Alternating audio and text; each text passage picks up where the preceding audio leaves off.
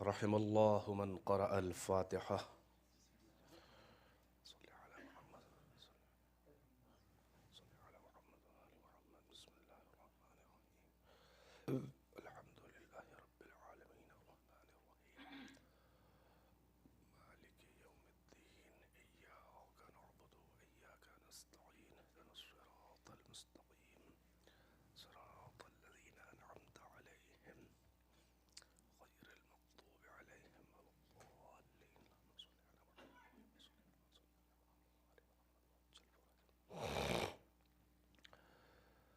لا حول ولا قوة إلا بالله العلي العظيم.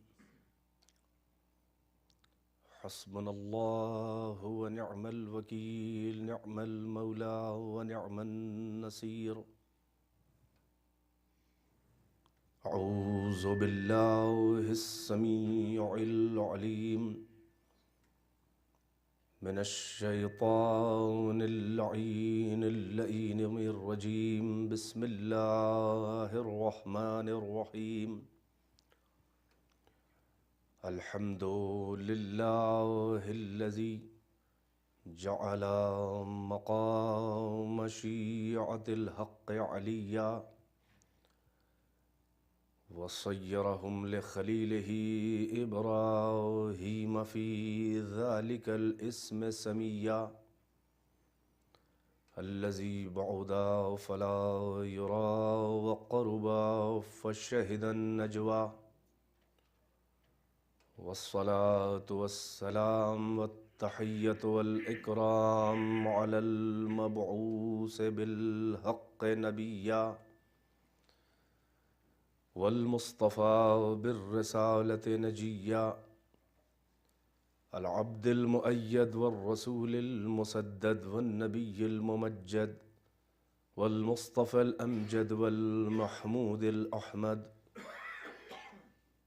صاحب الوقار والسكينة المدفون بأرض المدينة.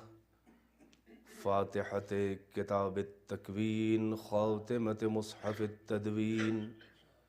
الفاتح لمن غلق والخاتم لما سبق. سيدنا ومولانا وحبيب قلوبنا وطبيب نفوسنا والشفيع ذنوبنا أبي القاسم محمد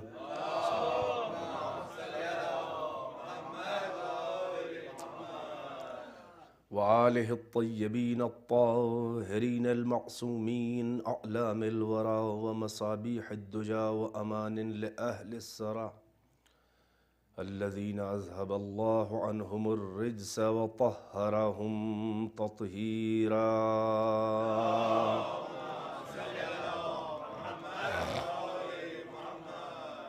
واللعنة الدائمة الباقية على أعدائهم وقتلتهم وغاصبي حقوقهم ومنكري فضائلهم والشاكين فيهم والمنحرفين عنهم الذين اشتروا الضلالة بالهدى فما ربحت تجارتهم وما كانوا مهتدون. أما بعد،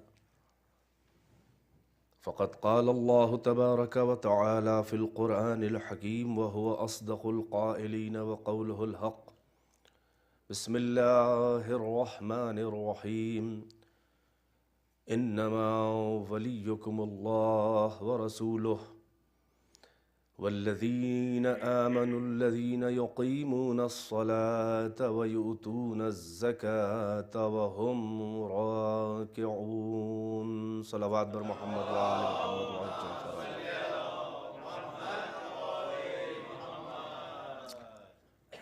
بزرگان محترم اور عزاداران سالار شہیدہ، IEC مرکز حسینی کی جانب سے منعقدہ 4 مجالس. ہاں، وہ عام طور سے جن لوگوں کو عربی اتنی نہیں آتی ہے وہ کہتے ہیں 4 مجلسوں کا خمسہ پڑھنا ہے یا 6 مجلسوں کا عشرہ.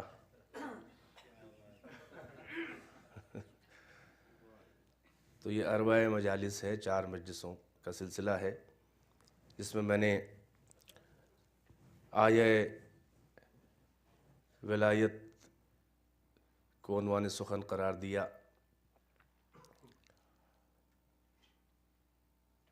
جس میں خداوند عالم ولیوں کی فہرست ترتیب وار ارشاد فرما رہا ہے، انما بس تمہارا ولی اللہ ہے و رسولہ، اس کا رسول، والذین آمنوا الذین یقیمون الصلاۃ، اور وہ صاحبان ایمان کہ جو اقامہ صلاح کریں، نماز کو برپا کریں، اور وہ زکوٰۃ دیں اس حالت میں کہ وہ رکوع کر رہے ہوں۔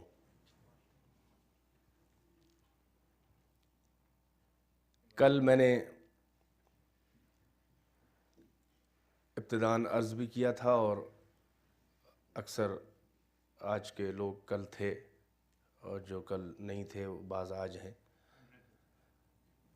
اور جو بعض کل تھے وہ آج نہیں ہیں، اور جو آج ہیں وہ ان میں نہیں معلوم کل کئے ہوں گے، اور نہیں معلوم کہ آج جو نہیں ہیں اس میں کل کئے آئیں گے۔ تو ذکر تو رکنے والا نہیں ہے، سامعین بدلتے ہیں، ذاکرین بدلتے ہیں، نہ ذکر بدلتا ہے، نہ صاحبان ذکر بدلتے ہیں۔ کوئی ضرورت نہیں ہے پریشان ہونے کی۔ میں عرض کرتا رہتا ہوں، شمع ہر رنگ میں جلتی ہے، سحر ہونے تک۔ آپ جتنے بھی ہیں دلچسپی سے سن رہے ہیں، بس یہی کیا کم ہے۔ تو خداوند عالم نے اولیاء کا ذکر کیا ہے، مگر لفظ ولی استعمال کیا، کل عرض کر چکا، تاکہ یہ بات ثابت ہو جائے کہ یہ الگ الگ ولایتیں ولیوں کی نہیں ہیں، بلکہ ان سب کا مصدر جو ہے اور مرکز جو ہے، محور جو ہے، اصل جو ہے، وہ اوریجن، وہ ولایت اللہ ہے۔ یہ اللہ کی ولایت ہے کہ جو آگے بڑھی، اس لیے کہ بنیادی طور پر اسلام میں قانون یہ ہے کہ اسلام بنیادی طور پر کسی بھی انسان کی انسان پر حکومت کا قائل نہیں ہے۔ انسان کی انسان پر ملکیت اور حکومت کا اسلام بنیادی طور پر قائل نہیں ہے۔ اس لیے کہ مالک حقیقی، والی حقیقی، سرپرست حقیقی، مختار حقیقی وہ ہے خداوند عالم کی ذات۔ بس اسے حق حکومت ہے ساری کائنات کے اوپر، اور اس کا ایک معیار ہے، کیوں ہے؟ تو اب جہاں بھی یہ ولایت، یہ حق حکومت، یہ حق مالکیت جہاں بھی جائے گا، وہ اللہ کے حق حکومت اور حق ولایت کے کوٹے سے جائے گا۔ یعنی اللہ اسے اپوائنٹ کرے اپنا نمائندہ علی الاطلاق، جو کل میں نے عرض کیا تھا کہ خداوند عالم نے جب ہدایت کا انتظام کیا تو ظاہر ہے کہ شاہراہ حیات پر اس بشر کو اکیلا اور تنہا ٹھوکریں کھانے کے لیے نہیں چھوڑا، اس لیے کہ اس کا انتظام ہدایت اتنا مضبوط ہے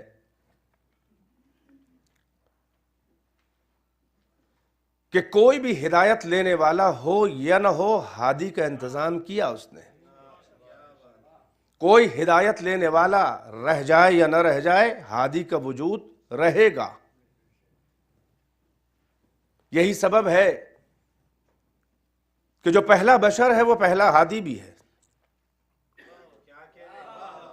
جو پہلا انسان ہے وہ پہلا ہادی بھی ہے، جو پہلا بشر ہے حضرت آدم وہ ہادی بھی ہے، وہ نبی ہے۔ کیونکہ ابتدا جو ہے وہ ایسے نہ ہونے پائے کہ راہرو تو ہو مگر راہبر نہ ہو، راستہ چلنے والے ہوں مگر راستہ بتانے والا نہ ہو، ایسا نہ ہو کہ اتمام حجت نہ ہو پائے کسی ایک کے اوپر بھی، اس لیے کہ اس کا مزاج ہی یہی ہے کہ ما کننا معذبین حتی نبعث رسولا، جب تک کہ ہم انتظام نہ کر دیں، اتمام حجت کا کوئی نہ کوئی نمائندہ نہ بھیج دیں، ہم عذاب نہیں کرتے۔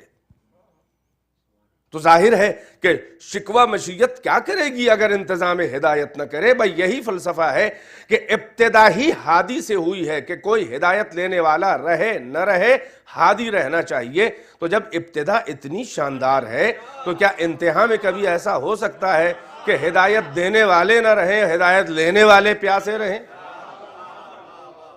یہیں سے ابتدا اور انتہا کا مزاج معلوم ہوتا ہے۔ بہرحال تو یہ ولایت اللہ کا اپنا حق ہے۔ میں نے عرض کیا کل کی مجلس میں کہ خداوند عالم نے ایک منصب رسالت ہے اور ایک منصب ولایت ہے۔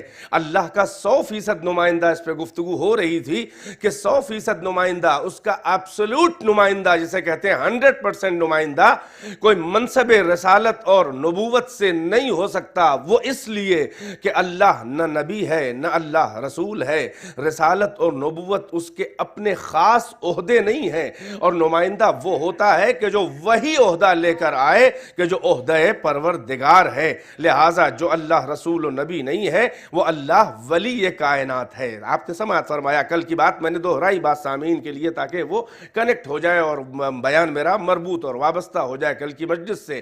تو 100% اللہ کا نمائندہ وہی ہے کہ جو منصب ولایت لے کر آیا ہو۔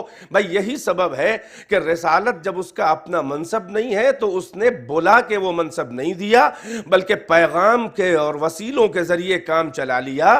غار حرا میں وحی آ گئی، اعلان رسالت کا حکم ہو گیا، مگر ولایت کیونکہ اس کا اپنا خاص عہدہ اور منصب ہے، لہٰذا یہاں پر وسیلوں سے کام نہیں چلا، پیغام رسانی سے کام نہیں چلا، بلکہ خدا نے اس منصب خاص کو اپنے عطا کرنے کے لیے اور اس کے اعلان کے لیے اس رسول کو جس کو رسالت کے لیے نہیں بلایا مگر ولایت کے لیے معراج پہ بلایا، اور درمیان میں وسیلہ نہیں رکھا کسی کو بھی، حتیٰ جبرائیل بھی آگے بڑھے۔ اگر اس معاملہ ولایت اور لین دین پر اگر نظر ابلیس پڑ جائے، جبرائیل پڑ جائے، تو تارے نظر فروغ تجلی سے جل جائے۔ ایک صلوات بر محمد و آل محمد۔ ایک مل جل کے قاعدے سے صلوات پڑھیں۔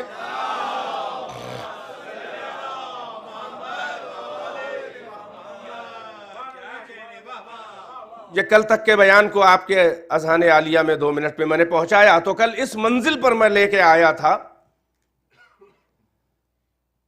کہ ولایت بھی جو ہے وہ تحفہ معراج ہے۔ اب فرق رسالت اور ولایت اگر سمجھنا ہے تو آپ یوں سمجھ لیں کہ وہ حبیب خدا کے جو رسالت لینے نہیں گیا، توجہ ہے کہ نہیں ہے؟ جو قرآن کی آیتیں لینے نہیں گیا، بیدار ہے کہ نہیں ہے؟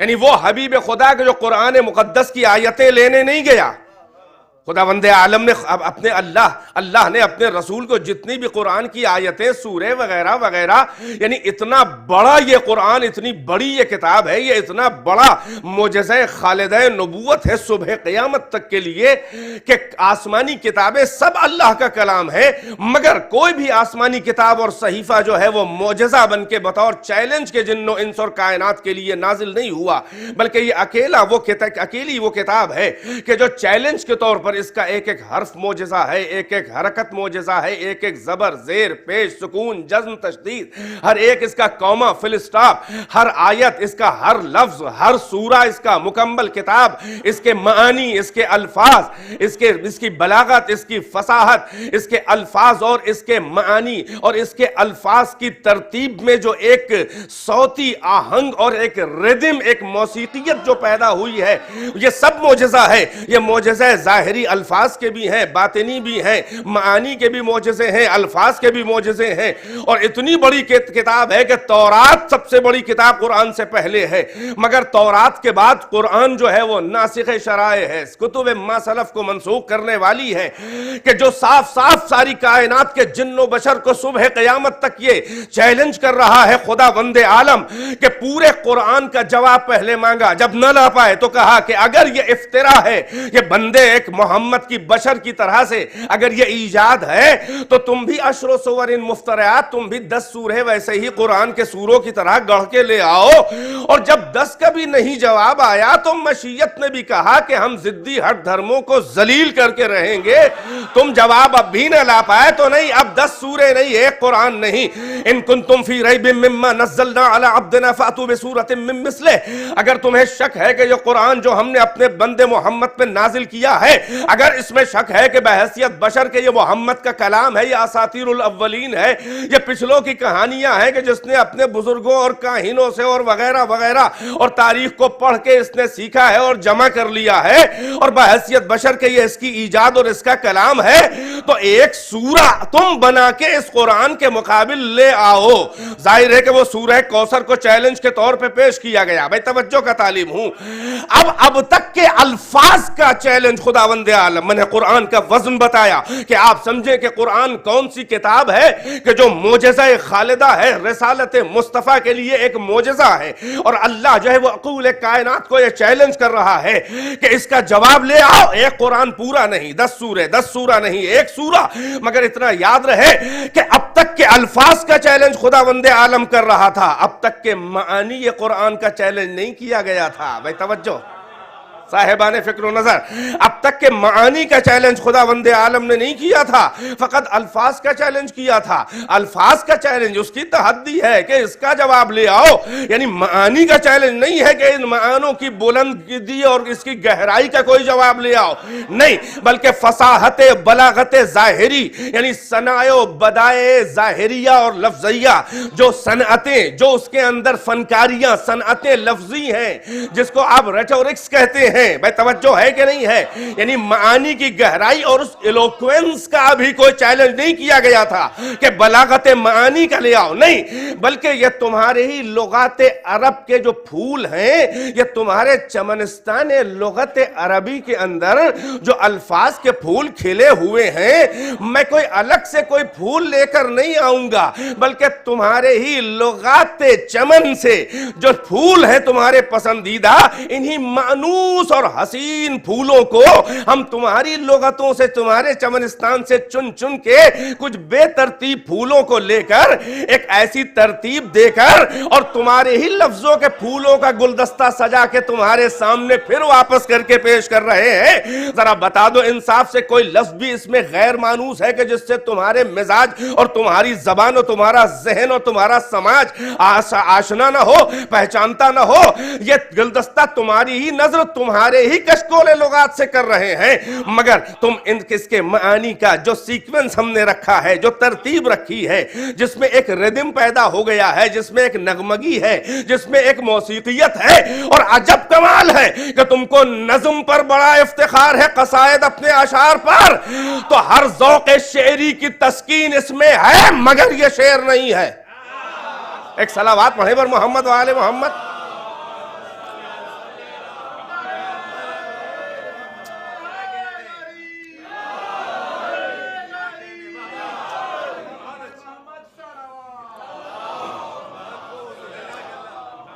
تمہارے ذوق شعری اور تمہارے ذوق نظم کا بہترین انتظام اور تسکین ہے، مگر یہی تو کمال ہے کہ نہ یہ نثر ہے، نہ یہ نظم ہے، تسکین نظم بھی ہے، ترتیب نثر بھی ہے، تمہیں ہر طرح سے اس میں تمہیں تسکین ہونے والی ہے، مگر اب تک کہ یہ بلاغت اور فصاحت کا جو چیلنج ہے وہ لفظوں میں ہے، یعنی لفظوں کے اندر جو بلاغتیں چھپی ہیں، جو ریٹورکس، جو یعنی معانی، بدی، بیان، جسے آپ ریٹورکس انگلش میں کہتے ہیں، یعنی وہ ظاہری الفاظ، یعنی اس میں سملی ملے گی تمہیں، اس میں میٹافور ملے گا، اس میں مگر ہائپر بولے نہیں ملے گا۔ ایک صلوات بر محمد و آل محمد۔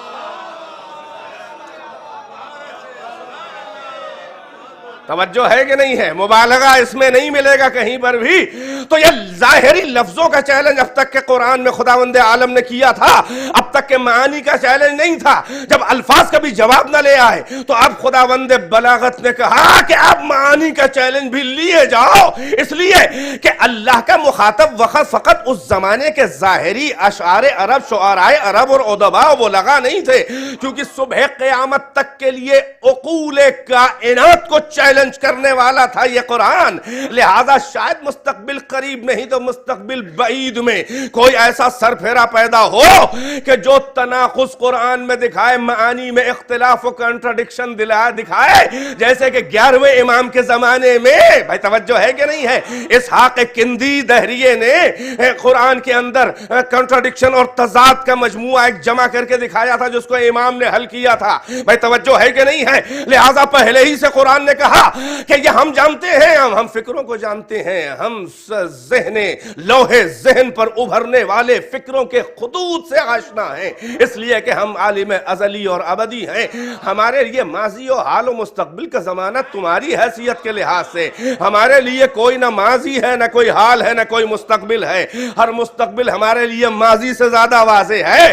لہذا اب الفاظ کا نہیں، اب معانی کا چیلنج خداوند عالم نے کیا کہ وَلَوْ كَانَ مِنْ عِنْدِ غَيْرِ اللَّهِ لَوَجَدُوا فِيهِ اخْتِلَافًا كَثِيرًا، اگر یہ اللہ کے علاوہ کسی اور کی طرف سے یہ نازل ہوا ہوتا اور یہ محمد کا بحیثیت بشر اور انسان کے یہ کلام ہوتا تو یہ اس میں شدید اختلاف اور کانٹرڈکشن پاتے۔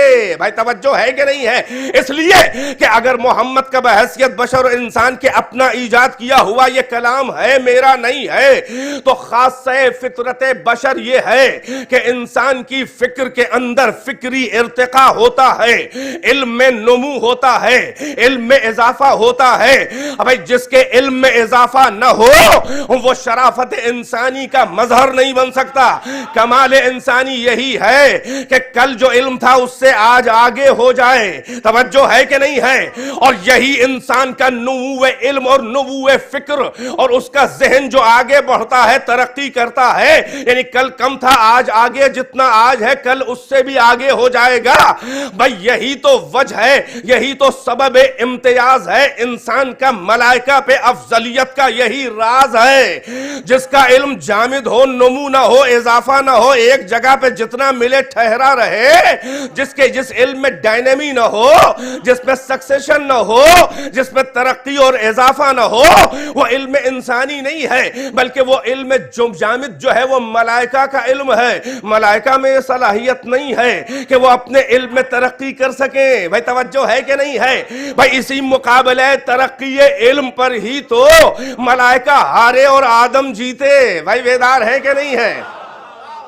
بھائی میری روانی سے ناجائز فائدہ نہ اٹھائیں۔ ایک صلوات پر محمد و آل محمد۔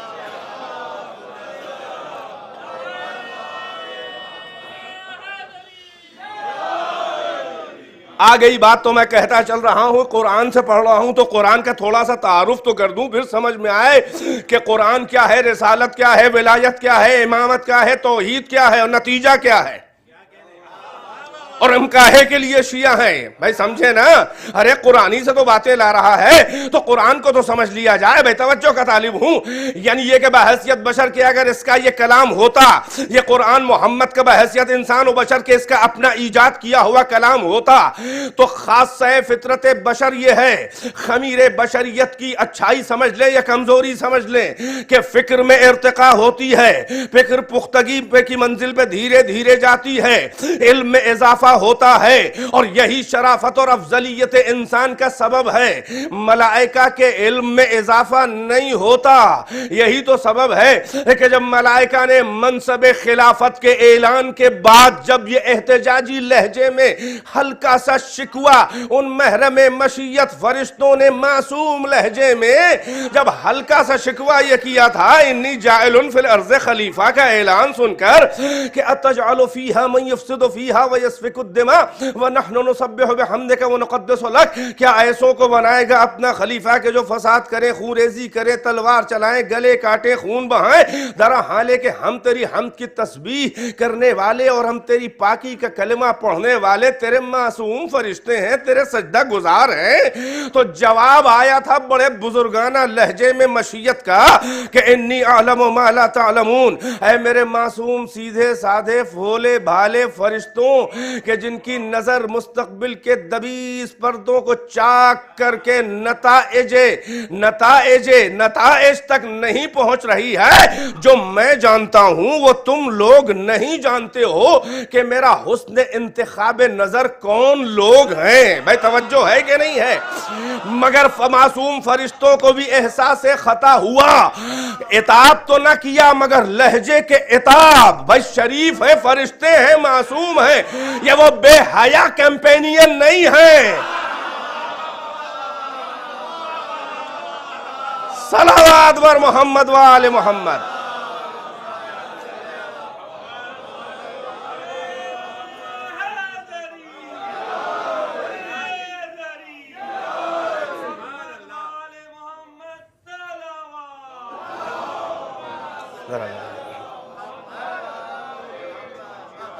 ذرا سا مشیت کا لہجہ روڈ ہوا، ہلکے سے لہجے میں ایک تلخی آئی کہ انی اعلم ما لا تعلمون، جو ہم جانتے ہیں وہ تم لوگ نہیں جانتے۔ احساس خطا و ندامت ہوا، مگر وہ اللہ کہاں کہ جو اتمام حجت نہ کر دے اور جو ہر ایک وجود کو اس کی دائرہ وجود کے اندر مکمل اختیار کے ساتھ مطمئن نہ کر دے، کہ جو خود بخود اپنے کو غلط سمجھے، یہی تو اتمام حجت پروردگار ہے۔ لہٰذا مشیت نے انتظام کیا امتحان کا، مجھے پوری بات وہ نہیں پڑھنی ہے آج، وہ مقابلہ ہوا، پھر اللہ فرما رہا ہے، یہی تو ہے سورہ بقرہ کے اندر پورا انتظام کہ وَعَلَّمَ آدَمَ الْأَسْمَاءَ كُلَّهَا ثُمَّ عَرَضَهُمْ عَلَى الْمَلَائِكَةِ فَقَالَ أَنبِئُونِي بِأَسْمَاءِ هَؤُلَاءِ إِن كُنتُمْ صَادِقِينَ۔ اللہ نے آدم کو اسماء کی تعلیم کی اور پھر ان شخصیتوں کو فرشتوں کے سامنے پیش کیا اور کہا کہ تم اپنے اگر دعوی خلافت میں میری نمائندگی کا بڑا شوق ہے،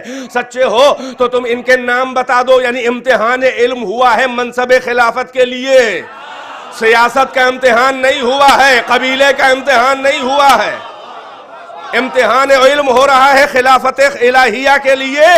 اب بس نہیں، جو میرا پوائنٹ تھا میں وہ پوری بات کو کسی اور موقع پر عرض کروں گا، وہ میرے موضوع سے ریلیٹڈ نہیں ہے۔ میری بات فقط اتنی یہاں پر مجھے یہاں سے پوائنٹ آؤٹ کرنی ہے کہ جیسے ہی مشیت کا لہجہ ذرا سا بدلا اور اللہ نے کہا کہ انبئ باسماء ہؤلاء ان کنتم صادقین، بتا دو اگر تم اپنے سچے ہو دعوے کے اندر کہ ان کے نام کیا ہیں، فوراً فرشتے سرنڈر ہو گئے اور اپنی حیثیتوں کا انٹرویو فرشتوں نے دیا۔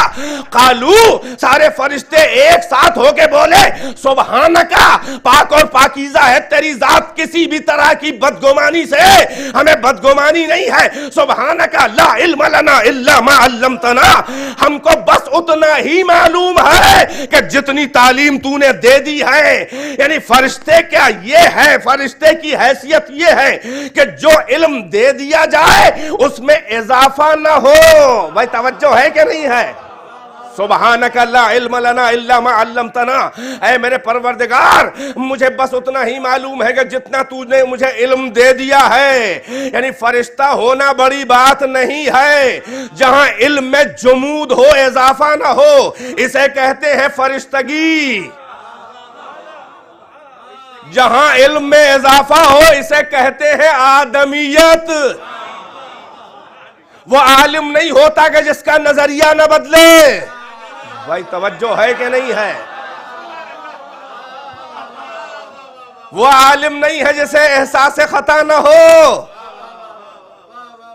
وہ سائنسداں اور محقق نہیں ہے جس کا نظریہ نہ بدلے۔ بھائی توجہ ہے کہ نہیں ہے؟ بڑے بڑے سائنسدانوں کو دیکھا کہ کل کوئی اور نظریہ تھا، آج کوئی دوسرا نظریہ، اپنے ہی نظریے کو رد کر کے آگے بڑھے اور کسی نے نہ کہا کہ یہ جاہل ہیں۔ بھائی توجہ ہے کہ نہیں ہے؟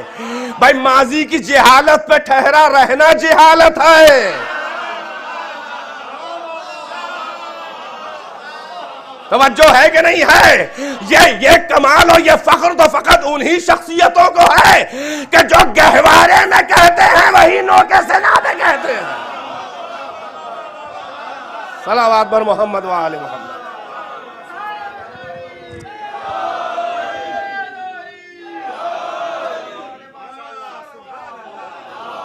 ماشاءاللہ.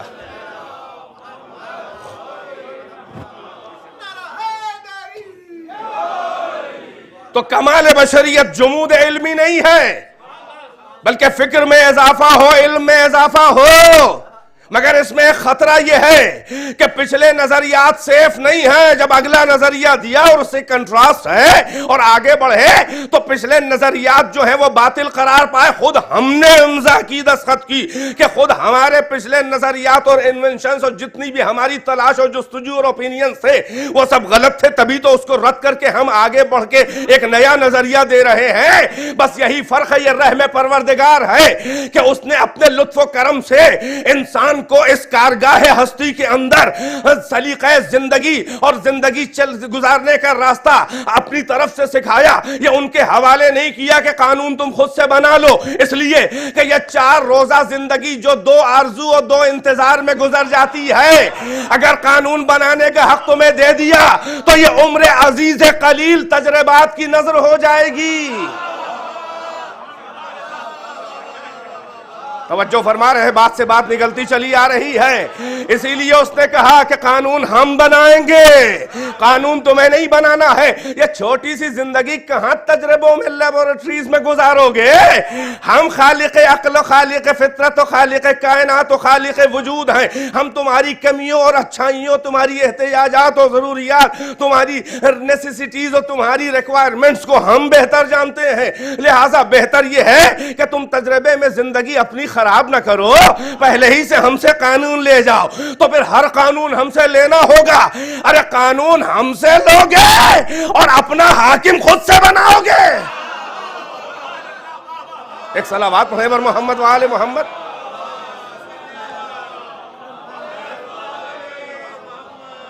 تو نظریات کی تبدیلی نام ہے کمال انسانی.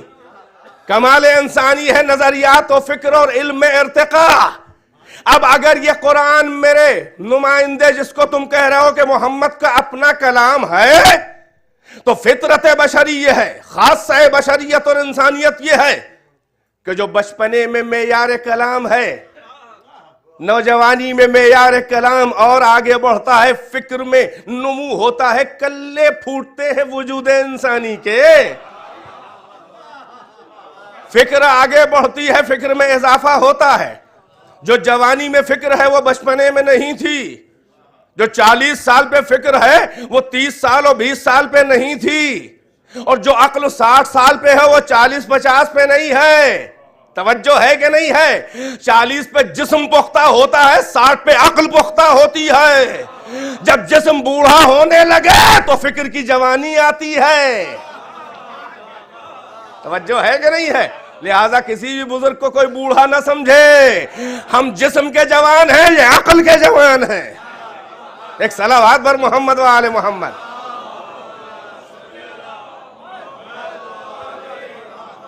مگر فکر میں ارتقاء ہوتا ہے کہ جو بچپنے میں معیار کلام تھا اس سے بلند جوانی میں ہے، جو جوانی میں تھا اس سے اونچا ادھیڑ پنے میں آیا، جو ادھیڑ پنے میں ہے وہ بڑھاپے میں معیار کلام اور معیار سخن اور معیار فکر اور علم کا مرتبہ اور آگے بڑھا، اسٹیجز طے کرتے کرتے گئے، یہاں تک کہ یہ گراف اوپر جاتے جاتے کچھ سالوں کے لیے گراف ٹھہر جاتا ہے اور اب یہ برابر جانے لگتا ہے، نہ نیچے آتا ہے نہ اوپر. اور اسی کمال کو، بھائی توجہ کا طالب ہوں، کمال یہ نہیں ہے کہ فقط اوپر اٹھتا چلا جائے. کم سے کم کمال یہ ہے کہ جس کمال پہ پہنچ جائے اس کمال پہ ٹھہرا رہنا بھی کمال ہے.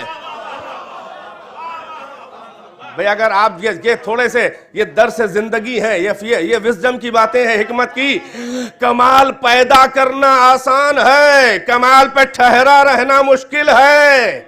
نہیں شاید سمجھے. ایمان لانا آسان ہے، ایمان پہ ٹھہر جانا مشکل ہے. اب بھی شاید میری بات نہیں پہنچی. کوئی صفت پیدا کرنا مشکل ہے مگر نسبتاً آسان ہے. اس خوبی اور صفت کے اوپر ٹھہرے رہنا یہ کمال بہت بڑا ہے. تو اگر کمال میں بہت آگے نہ جائے تو ایک ہی منزل کمال پہ جا کے جتنا زیادہ جو ٹھہرا رہے یہی بہت بڑا کمال ہے. بھائی بیدار ہے کہ نہیں ہے؟ تو اب بڑھاپے میں منزل کمال فکری اور عقلی پر آنے کے بعد بہت زیادہ کوئی نہیں ٹھہر پاتا. پھر یہ گراف انسان کا بشریت کا نیچے آنے لگتا ہے. علم کم ہونے لگا کیونکہ حافظہ کم ہونے لگا, میموری خراب ہونے لگی. اسی لیے اللہ نے سورہ یاسین میں کہا کہ وَمَن نُعَمِّرْهُ نُنَكِّسُ فِي الْخَلْقِ أَفَلَا يَعْقِلُونَ. جسے ہم لمبی عمر دیتے ہیں اسے خلقت میں ہم اوندھا کر دیتے ہیں. یعنی جیسے چلا تھا پھر وہی منزل بڑھاپے میں آ گئی. نہ بچپنے میں پتلیاں ٹھہرتی تھی نہ بڑھاپے میں ٹھہر رہی ہیں. نہ بچپنے میں گردن میں دم تھا تھرا رہے تھے نہ بڑھاپے میں گردن پہ سر ٹھہر رہا ہے. نہ بچپنے میں چل پا رہے تھے نہ بڑھاپے میں چل پا رہے ہیں. بچپنے میں بھی ہاتھ پکڑ کے چلتے تھے بڑھاپے میں بھی پکڑ کے چلنے لگے. نہ بچپنے میں حافظہ اچھا تھا نہ بڑھاپے میں اچھا رہ گیا. نہ بچپنے میں دوست و دشمن کی تمیز تھی, بہت عمر ملی تو اب پہچانتے بھی نہیں ابا یہ فلاں ہیں, اچھا کوئی امپریشن بھی نہیں ہے. بھائی دیکھا آپ نے, یعنی جو زیادہ عمر پاتا ہے اسے خلقت میں اللہ اوندھا کر دیتا ہے. بھائی بیدار ہے کہ نہیں ہے؟ تو خاصہ انسانی یہ ہے کہ جو بڑھاپے میں وہ جوانی میں نہیں, جو جوانی میں وہ نوجوانی میں نہیں, جو نوجوانی میں وہ بچپنے میں معیار کلام اور عقل نہیں تھا. اب اگر یہ کلام قرآن محمد کا بحیثیت بشر کے ہے تو یہ 23 سال میں اس نے کلام پیش کیا ہے.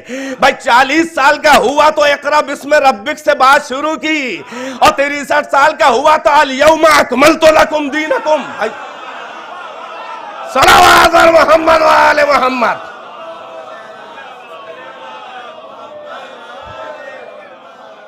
ایک مل جل کے صلوات سے نواز دیں.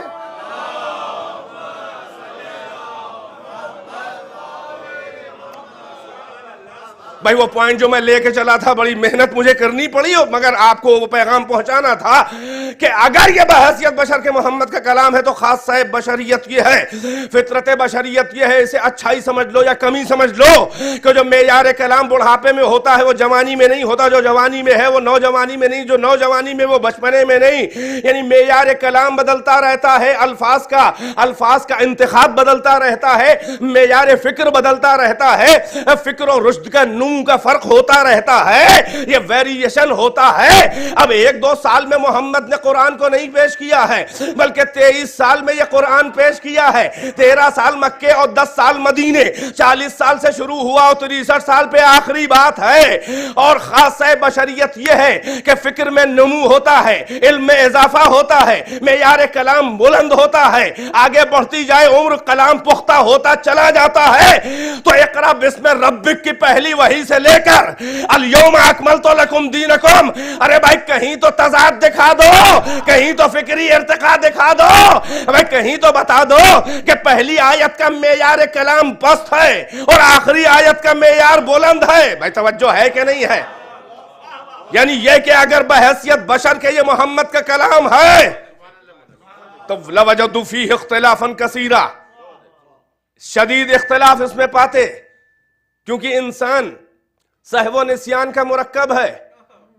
جو کل کہی بات وہ آج یاد نہیں, جو پرسوں کہی تھی وہ کل یاد نہیں تھی, جو 10 سال پہلے بول گئے تھے وہ آج نہیں معلوم. یہ تو پروردگار کا کرم ہے کہ منبر پہ آنے کے بعد اور 10-20 سال کی ذاکری کے بعد بھی مدافعان حریم ولایت علی اور محاذ اسلام کے یہ روحانی مجاہد, یہ رحمت پروردگار ہے. حافظے میں نہیں رہتا کب کیا کہا, ہر جملہ نہیں یاد رہتا کیا کہا, مگر الحمدللہ اور کمال ہے اس فضل خدا کا کہ کبھی ایسا نہ ہوا کہ مولانا 10 سال پہلے جو آپ نے فرمایا تھا یہ تو بالکل اس سے کنٹراسٹ ہے, اور اگر ہو جائے کنٹراسٹ تو فوراً احساس خطا ہو اور اس کی وضاحت کر دینا چاہیے, اڑنا نہیں چاہیے ضد کے اوپر. اپنی بات پہ اڑ جانا یہی صفت ابلیسی ہے, یہ آدمیت نہیں ہے. توجہ فرما رہے ہیں؟ مگر آپ یہ دیکھیں کہ پچھلی بات بھول جاتا ہے آدمی, اسی لیے اکثر گفتگو میں کنٹرڈکشن تضاد ہوتا ہے. اور جو محکمے ہوتے ہیں جاسوسی کے وہ اس سے بڑا کام نکالتے ہیں, بڑا فائدہ اٹھاتے ہیں. آپ نے دیکھا کہ ایک ایک مجرم کو یہ کس لیے, یہ ریمانڈ پہ کس لیے لیا جاتا ہے؟ 7 دن کی ریمانڈ, 14 دن کی ریمانڈ, 1 مہینے کی ریمانڈ. ابھی مقدمہ چل رہا ہے مگر چھوڑیں گے نہیں, پوچھ تاچھ ہو رہی ہے, کبھی CBI پوچھ رہی ہے, کبھی CID پوچھ رہی ہے, کبھی پولیس پوچھ رہی ہے, کبھی خفیہ ایجنسیاں, کبھی پولیس وغیرہ. یہ کس لیے؟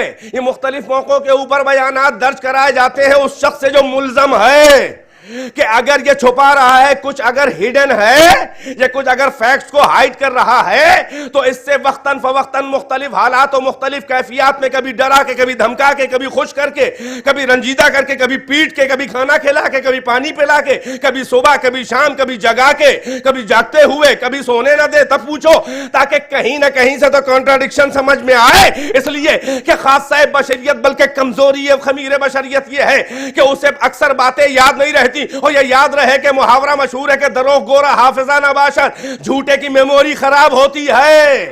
وجہ یہ ہے کہ کسی مضبوط سورس سے جڑ کے بات نہیں کر رہا ہے نا, تو بات بیٹھتی ہی نہیں ہے, اپنی ہی ذہن میں بات نہیں بیٹھتی ہے. بھائی بیدار ہے کہ نہیں ہے؟ توجہ کا طالب ہوں. اپنی ہی بات ذہن سے نکل جاتی ہے, اور اگر کسی مضبوط سورس سے وہ بات جڑی ہے تو 1000 بار پوچھا جائے, چاہے نو کے سنا پہ پوچھی جائے, چاہے دار پہ پوچھی جائے, چاہے شمشیر پوچھی جائے, چاہے قید خانے میں پوچھی جائے, کبھی کانٹراڈکشن اور تضاد نظریات میں نہیں ہوتا. تو اگر یہ بشر کا کلام ہے تو کہیں تو تضاد ہو. جو شروع میں مکے میں کہا تھا ذرا سا تو اس سے مخالفت مدینے کے کلام میں ہو جائے. بھائی توجہ ہے کہ نہیں ہے؟ یہ اتنا بڑا کلام ہے, خداوند عالم کا ہے, کہ ساری عقول کائنات قرآن کے آگے سرنڈر ہو گئی. یہی معجزہ ہے خاک رسالت کا, بہت زندہ معجزہ صبح قیامت تک. مگر اس قرآن کی حیثیت اور ولایت علی میں فرق سن لے. بھائی توجہ ہے کہ نہیں ہے؟ میں نے آپ کو بڑی زحمت دے دی. یہ اتنا بڑا قرآن ہے مگر حبیب خدا کو قرآن کی آیتیں لینے نہ جانا پڑا. بھائی توجہ ہے کہ نہیں ہے؟ اے میرے حبیب رسالت کے پیغام کو لینے نہ آئیے. بہت خاص توجہ. اے میرے حبیب آپ سفر میں ہیں تو آیتیں سفر میں, آپ حضر میں ہیں تو آیتیں حضر میں. اے میرے حبیب آپ جو ہے جلوت میں ہیں تو آیتیں جلوت میں, آپ خلوت میں ہیں تو آیتیں خلوت میں, آپ بزم اصحاب میں تو میری آیتیں وہاں جائیں گی, آپ بزم اصحاب میں تو آیتیں وہاں, آپ خلوت ازواج میں تو آیتیں وہاں, آپ سفر میں تو آیت وہاں, آپ حضر میں تو آیت وہاں, آپ میدان حرب و ضرب میں تو آیت وہاں, آپ جہاد کریں تو آیت وہاں, آپ صلح کریں تو آیت وہاں, آپ عالم خواب میں تو آیت وہاں, آپ عالم بیداری میں تو آیت وہاں, آپ بیویوں میں تو آیت وہاں, آپ اصحاب میں تو آیت وہاں, آپ اہل بیت میں تو میری آیت وہاں آئے گی. اے میرے حبیب یہ میری آیتیں آپ کو ایسا ڈھونڈیں گی کہ اگر اپنے بچوں کو لے کے چادر کے نیچے چھپ بھی جائیں گے تو تطہیر کی آیت آپ کو تلاش کرتی ہوئی آئے گی. صلوات بر محمد و آل محمد.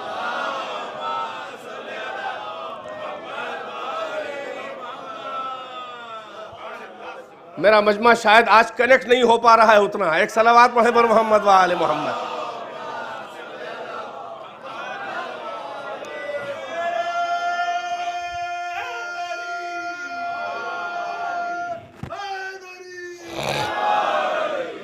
ایک مل جل کے بر محمد و آل محمد صلوات.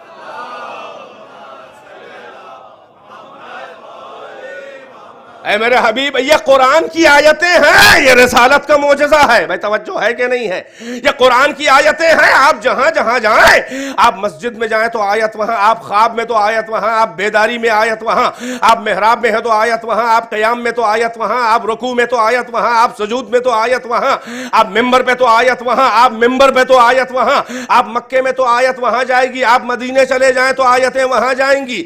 اے میرے حبیب تیرے سفر کی اداؤں سے میری آیتوں کے نام بدلیں گے. آپ مکے جائیں تو میری آیتیں بھی مکیہ کہلائیں گی, آپ مدینے جائیں تو میری آیتوں کا نام بھی بدل کے مدنی ہو جائے گا. دیکھیں یہ قرآن اور رسالت کا مسئلہ ہے, یہ آپ کے پیچھے پیچھے چل رہا ہے. جہاں جہاں آپ جائیں وہاں جائے گی. آپ سفر میں تو آیت سفر, آپ حضر میں تو آیت حضر میں, آپ زمین پہ چلیں تو آیت یہاں, آپ افلاک پہ جائیں تو آیتیں وہاں, آپ سدرۃ المنتہا پہ جائیں تو آیت وہاں, آپ معراج پہ جائیں تو آیت وہاں, آپ قاب قوسین پہ تو آیت وہاں, آپ حجاب نور پہ تو آیت وہاں. بھائی کل آپ نے سنا فَأَوْحَىٰ إِلَىٰ عَبْدِهِ مَا أَوْحَىٰ. بھائی آیت آئی ہے, توجہ ہے کہ نہیں ہے؟ یعنی اے حبیب میرے حبیب جہاں جہاں آپ جائیں گے وہاں وہاں آیتیں جائیں گی.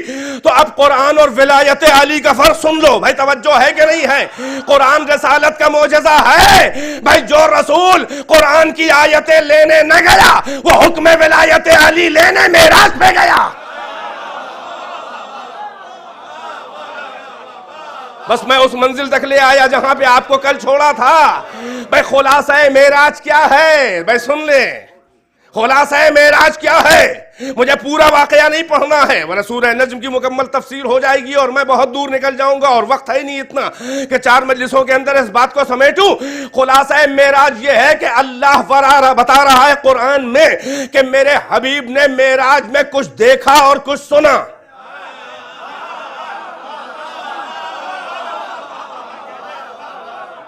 بڑی معذرت چاہتا ہوں.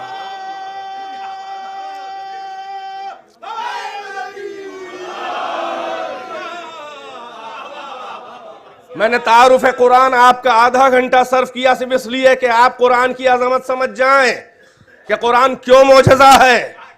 مگر جب قرآن کو سمجھیں اور رسالت کو سمجھیں تو پھر فرق رسالت و ولایت سمجھ لیں, اور فرق قرآن صامت و قرآن ناطق سمجھ لیں. توجہ ہے کہ نہیں ہے؟ بھائی شاید کبھی آپ نے مجھ سے سنا ہو کہ صامت جو ہے وہ محمد کو تلاش کرتا ہوا پہنچا, مگر جب کعبے میں ناطق آیا تو محمد کو جا کے لانا پڑا, وہ آیا نہیں. ذہن پہنچے کہ نہیں پہنچے؟ ماشاءاللہ. صلوات پڑھیں پر محمد و آل محمد.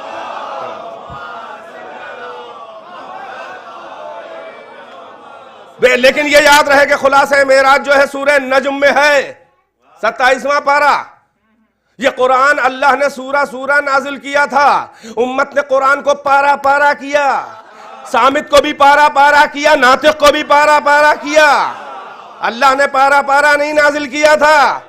یہ تو ہم لوگ پارہ پارہ اس لیے بول دیتے ہیں کہ 2 طرح کے لہجے 2 طرح کے قرآن رائج نہ ہو جائیں.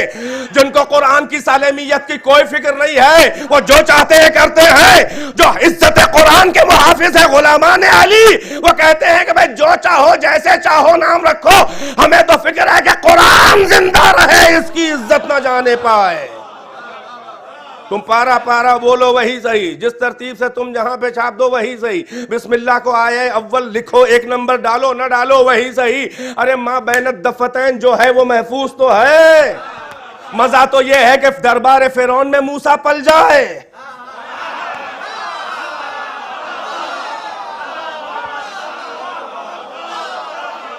صلوات بر محمد و آل محمد.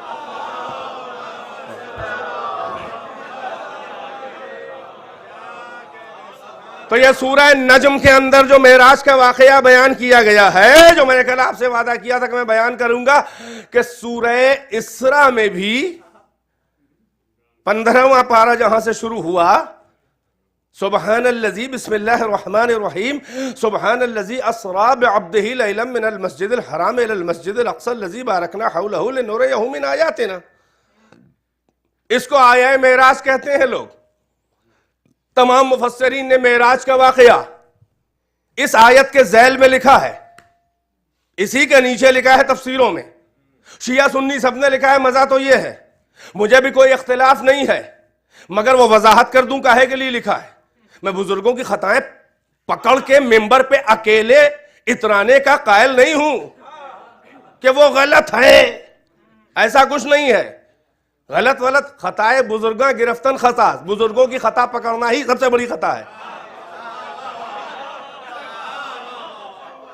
لیکن ایسے بزرگ ہوں جو سیف ہوں, توجہ ہے کہ نہیں ہے, جو خود ہی اپنے دامن کردار کی دھجیاں اڑا چکے ہوں, ہم کہاں تک رفو کریں بھائی.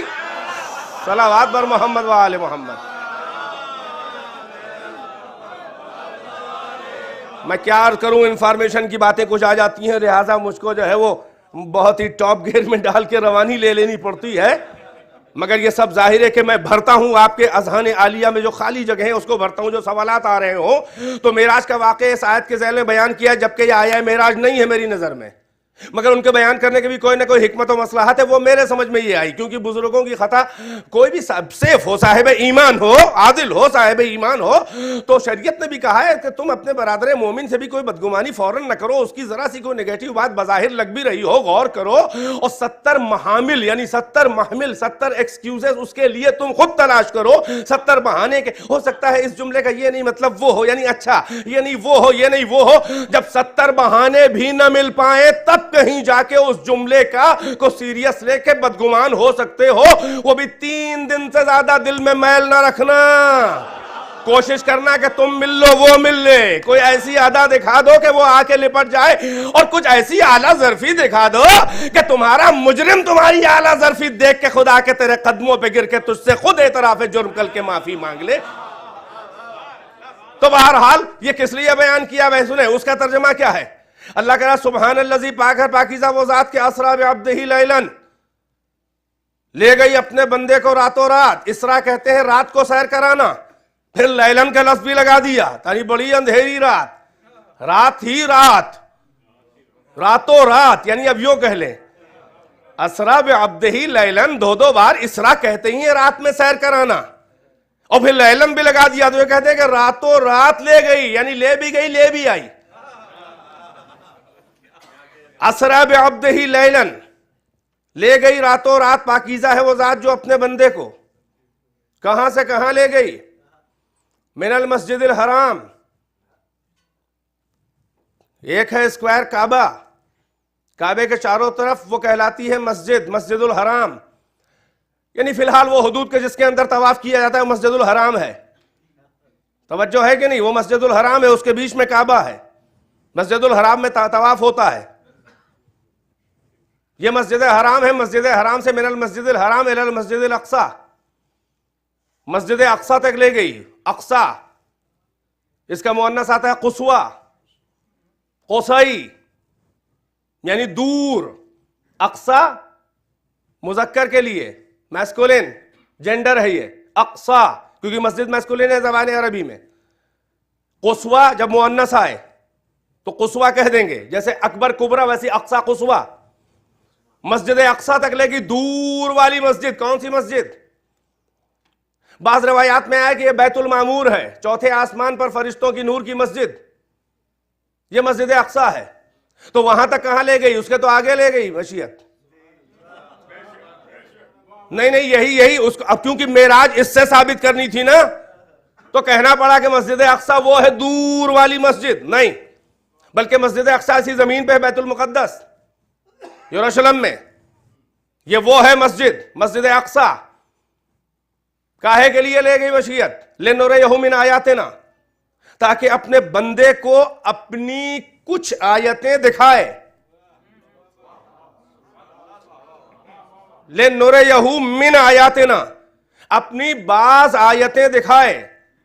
صاف سمپل، چھوٹی موٹی، بڑی چھوٹی کا لفظ نہیں ہے، بلکہ عام آیتیں، کچھ چھوٹی موٹی آیتیں دکھائے.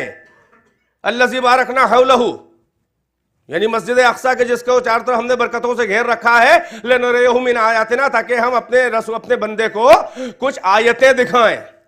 سادی سودی آیتیں، کوئی کیٹیگری نہیں بتائی جا رہی ہے. توجہ ہے کہ نہیں ہے؟ مگر معراج کا اصل واقعہ جو ہے وہ سورہ نجم کے اندر ہے. بیان اس کے اندر کیوں کیا ہے؟ معراج کا کنیکشن اس آیت سے کیا ہے اس کو سن لیجئے، تاکہ آپ کے تھوڑا سا معلومات جن کو نہیں ہے ان کو اضافہ ہو جائے. معراج کے 2 سفر ہیں، یاد رہے، اور یہ مولا کائنات کی حدیث ہے. اللہ اکبر، کسی عام صحابی کی حدیث نہیں ہے، بڑی عجیب حدیث ہے. کس کی حدیث ہے؟ ارے بھائی چشمدید گواہ ہے معراج کا.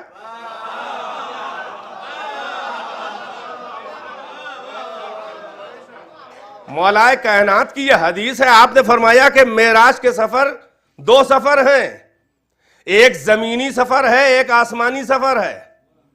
ایک زمینی سفر ہے، ایک عروج آسمانی ہے.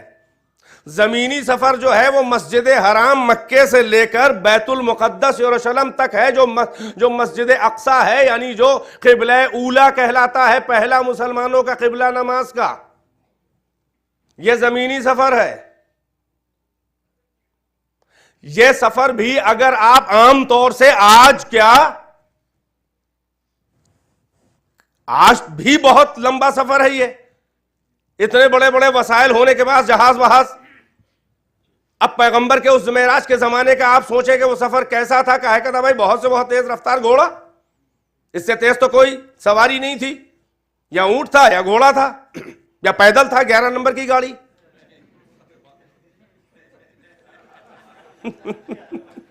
ایک صلوات پڑھ دے پر محمد.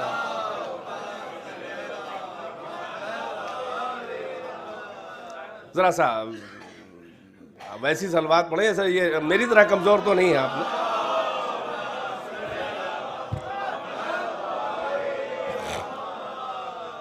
بہرحال اس آیت سے اس کا کنیکشن بتا جائے. مولانا نے فرمایا کہ یہ معراج کے 2 سفر ہیں، ایک زمینی ہے ایک آسمانی.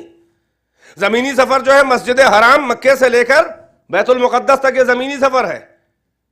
اب ظاہر ہے کہ آپ کو معلوم ہے کہ یہ پورا واقعہ معراج کا اور کتنے وقت کے اندر ہوا. زنجیریں در ہلتی رہی، وضو کی تری باقی رہی، گرمی بستر بھی باقی رہی. اتنی جلدی آئے گئے کہ ایک محترمہ نے کہہ دیا کہ وہ تو خواب تھا. اتنی جلدی آئے گئے کہ جبکہ یہ واقعہ مکے کا ہے، مدینے میں آئی. وہی کہتے ہیں جھوٹے کے پاس حافظہ نہیں ہوتا، اس کی میموری خراب ہوتی ہے. محترمہ نے کہا کہ یہ عروج جسمانی نہیں تھا بلکہ یہ معراج روحانی تھی. مطلب یہ کہ پیغمبر نے خواب دیکھا تھا، اس لیے کہ پیغمبر کا سر اقدس تو میرے زانو پہ تھا.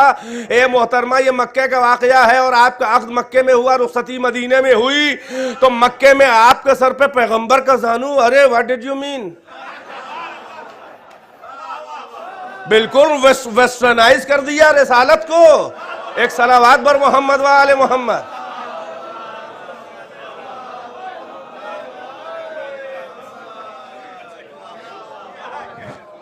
نہیں بس کوئی طرح سے فضیلت مل جائے، چاہے کتنا بھی جھوٹ بولنا پڑے، چاہے توہین رسالت ہو جائے، ہمیں فضیلت کیش ہو جائے. مگر بے ہنروں کو یہ نہیں معلوم ہے کہ جھوٹی حدیثیں گڑھ کے فضیلت ملتی نہیں ہے بلکہ اور ذلتیں ملتی ہیں. کہ کیونکہ آپ کے خاندان والوں کی طرح سے ہر شیعہ علی اندھا نہیں ہے، ہم ادھیڑ کے رکھ دیتے ہیں. ایک صلوات بر محمد و آل محمد.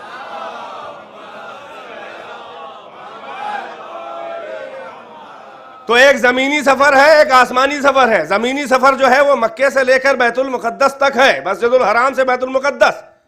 اور ظاہر ہے کہ اس زمانے میں یہ سفر سرعت کے ساتھ اور وہاں سے جا کے بھی آنا، وہ سب جو ہے اتنا کم جلدی ہوا کہ یہ کتنا بڑا معجزہ ہے کہ مسجد الحرام سے بیت المقدس تک پیغمبر زمینی سفر پہ کتنی تیز گئے ہیں. بھائی توجہ ہے کہ نہیں ہے؟ تو مولا فرماتے ہیں کہ یہ اس سفر کے ٹائم میں نہیں ہے یہ کاؤنٹ.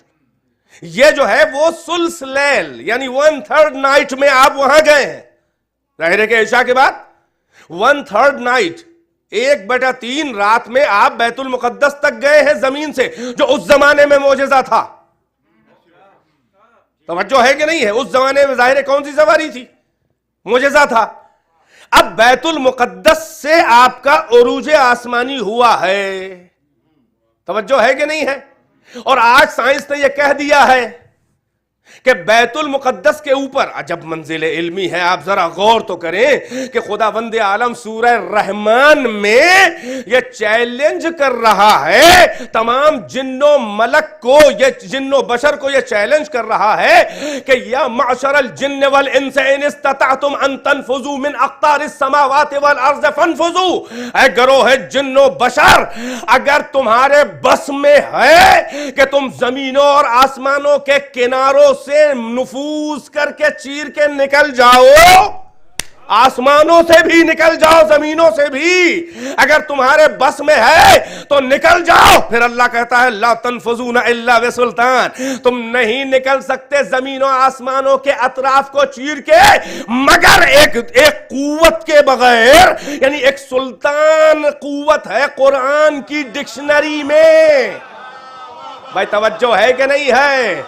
یہ وہی سلطان نصیر ہے کہ جس کو محمد نے مانگا تھا،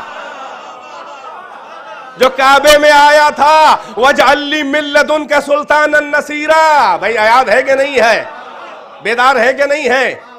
میں نے 13 سال پہلے 3 مجلسیں اس موضوع پہ پڑھی تھی، لہٰذا دہرانا نہیں ہے۔ یاد ہے کہ موسیٰ نے مانگا تھا وَاجْعَلْ لِي وَزِيرًا مِّنْ أَهْلِي ہارون اخی، میرے گھر سے میرا وزیر دے ہارون، اور پیغمبر نے کہا تھا وَاجْعَلْ لِي مِن لَّدُنْكَ سُلْطَانًا نَصِيرًا، تو مجھے ایک مددگار قوت دے دے، کہاں سے؟ میرے گھر سے نہیں، اپنے پاس سے دے۔ یعنی موسیٰ نے اپنے گھر سے مانگا تھا تو موسیٰ کو ہارون وہ وزیر ملا جو موسیٰ کے گھر میں پیدا ہوا تھا۔ محمد نے کہا تھا اپنے پاس سے سلطان نصیر دے، تو محمد کو وہ وزیر ملا جو اللہ کے گھر میں پیدا ہوا تھا۔ بے قرآن کی لغت میں ایک سلطان ہے۔ اللہ کہہ رہا ہے یا معاشر الجن والانس ان استطعتم ان تنفذوا من اقطار السماوات والارض فانفذوا، اے گروہ جن و انس، اگر تم میں یہ اتنی ہمت اور اتنی طاقت ہے کہ زمینوں اور آسمانوں کے اطراف سے نفوذ کر کے پینیٹریٹ کر کے نکل جاؤ تو نکل جاؤ۔ لا تنفذون الا بسلطان، تم ہرگز نہیں نکل سکتے ہو جب تک کہ ایک سلطان کی مدد تمہیں نہ مل جائے۔ بھائی بیدار ہے کہ نہیں ہے؟ بھائی یہی سبب ہے کہ جو بھی راکٹ، سمجھو بیت المقدس کے اوپر ہی ایک خلا میں جگہ ہے کہ جہاں سے آسمانوں کو چیر کے اوپر جایا جا سکتا ہے۔ لہذا سائنس کی اپروچ یہ ہے کہ جو بھی راکٹ دنیا سے جاتا ہے خلاؤں میں، فضاؤں میں، اور آگے جانا ہوتا ہے، وہ سب سے پہلے یروشلم جا کے اور وہاں کی فضا میں اسی کی بلندی کے اوپر وہ راؤنڈ کرتا ہے، اور پھر وہیں اسی عین بیت المقدس کے اوپر سے وہ آسمانوں کو چیر کے جاتا ہے۔ یہ آپ نے فالو شاید اس لیے نہیں کیا کہ آپ کو، جن لوگوں کو بھی نہ معلوم ہو شاید ان کو باور نہیں ہو رہا ہے، جا کے آپ اس کو گوگل کر کے آپ دیکھ لیجئے کہ انشاءاللہ مل جائے گا، میری بات کی تصدیق ہو جائے گی۔ تو اب یہ خداوند عالم یہ کہہ رہا ہے کہ وہاں سے تو اب سمجھ میں آیا کہ عروج ملکوتی آسمان کا پیغمبر کو مسجد الحرام سے بیت المقدس تک کیوں جانا پڑا۔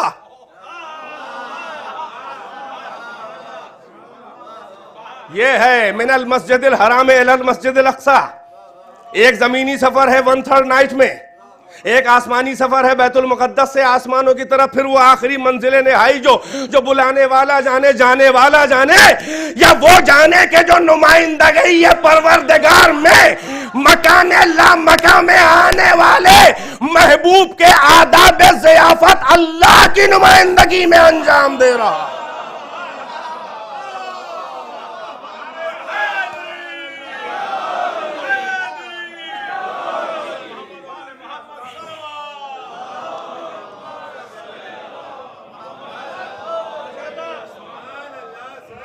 بڑی بڑی زحمتیں آپ کو ماشاءاللہ، بڑی زحمتیں میں نے آپ کو دی۔ سن لے میں کیا عرض کروں کہ بات سے بات نکلتی آتی ہے، میں کیا عرض کروں۔ میں جدھر نظر اٹھاتا ہوں مجھے کچھ ایسا دریا نظر آنے لگتا ہے کہ میں بے اختیار جو ہے اس میں بہتا چلا جاتا ہوں۔ لہٰذا آپ بھی ساتھ ساتھ بہ رہے ہیں، یہ اچھی بات ہے۔ ایسا نہیں ہے کہ آپ ساحل پہ کھڑے ٹھٹ ٹھٹ مجمع ٹک ٹکی نظر لگا کے ہم کو دیکھ رہے ہیں کہ یہ پیر صاحب کہاں ہو حق کر رہے ہیں، کہاں تیر رہے ہیں۔ نہیں، ایسا نہیں ہے۔ ہم ان لوگوں میں ہم لوگ نہیں، ہم مکتب اہل بیت کے چھوٹے چھوٹے طالب علم ہیں کہ جو ہم کسی کو اگر کچھ سکھانے چلتے ہیں، علم اہل بیت دینے چلتے ہیں اپنے وسیلے سے، تو ہم اپنے فالوورز اور سامعین کو، آڈینس کو ساتھ میں لے کے چلتے ہیں۔ ہم وہ صوفی نہیں ہیں کہ مرید ساحل پہ کھڑے رہ جائیں، صوفی اتنی گہرائی میں اتر جائے تو کبھی سطح آپ پر ابھر کے بتا ہی نہ سکے کہ کہاں گئے، کون ملا، کیا ملا۔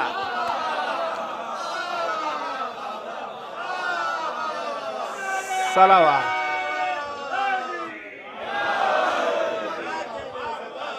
توجہ ہے کہ نہیں ہے؟ تو ایک ہے زمین، ایک ہے سفر زمینی جو ایک تہائی رات میں ہے مسجد الحرام سے مسجد اقصی تک، ایک ہے عروج ملکوتی جو مسجد اقصی سے اللہ جانے، اللہ خود تو جانتا ہے مگر بتایا ہمیں بھی نہیں ہے، ایکوریٹ تو نہیں بتایا، ورنہ قاب قوسین او ادنا، 2 کمان قریب ہوا یا اس سے بھی کچھ کم۔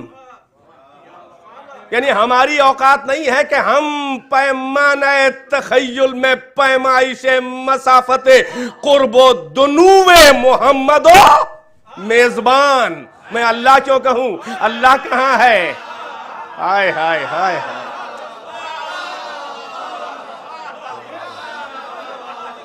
مزہ لیں مزہ لیں مزہ لیں۔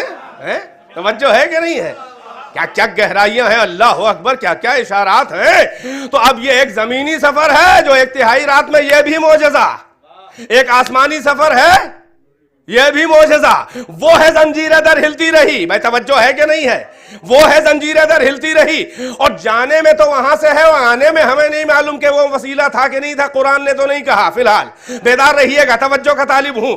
اسی لیے کیونکہ معراج سے تعلق جو ہے وہ اس آیت کا یہ ہے کہ بھائی دیکھیے, جب آپ اپنے گھر سے نکلے جانے کے لیے, میں چلا امریکہ دلی میں ایک فلائٹ پہ بیٹھنے کے لیے, اب کے سیدھے شکاگو اترے گی, تو ایئرپورٹ تک آنے کے لیے کیا اپنے گھر سے اڑ گیا؟ ایئرپورٹ تک آنے کے لیے پیدل چلا, اکے پہ چلا, گھوڑے پہ چلا, کار پہ چلا, بس پہ چلا, ٹرین پہ چلا, ٹیوب پہ چلا, میٹرو پہ چلا, جو بھی ہو, بہرحال زمینی سفر. کیونکہ گھر کا سفر, گھر سے لے کر ایئرپورٹ تک. اور اس کے بعد بھی آپ نے دیکھا جہاز پہ بیٹھ بھی گیا تو کیا وہ ایک دم سے زوں سے اڑ جاتا ہے؟ ارے بھائی آپ دیکھیں, بالکل وہی معراج سے کیا زبردست اس وقت جو ہے وہ بہترین سے ملی ہے یہ, کہ وہ کافی دیر تک زمین پہ آپ کو لے کے 400-500 کلومیٹر پر آور کی رفتار سے رن وے پر دوڑتا رہا. اڑان بعد میں شروع ہوگی, زمین پہ لے کے اچھا خاصا چلا, تو کیا کوئی کہے گا کہ بس جہاں سے اس نے ٹیک آف کیا اور اس کے ویلز جو ہے اس نے زمین کو فراق اور الوداع کہا, یہاں سے میرا سفر شروع ہوا؟ نہیں, ایسا نہیں ہے. بلکہ آپ گھر سے نکلے, سفر شروع, جہاز پہ بیٹھے, ابھی اڑا نہیں, ابھی چلے گا 1-2-4 کلومیٹر, مگر سفر شروع.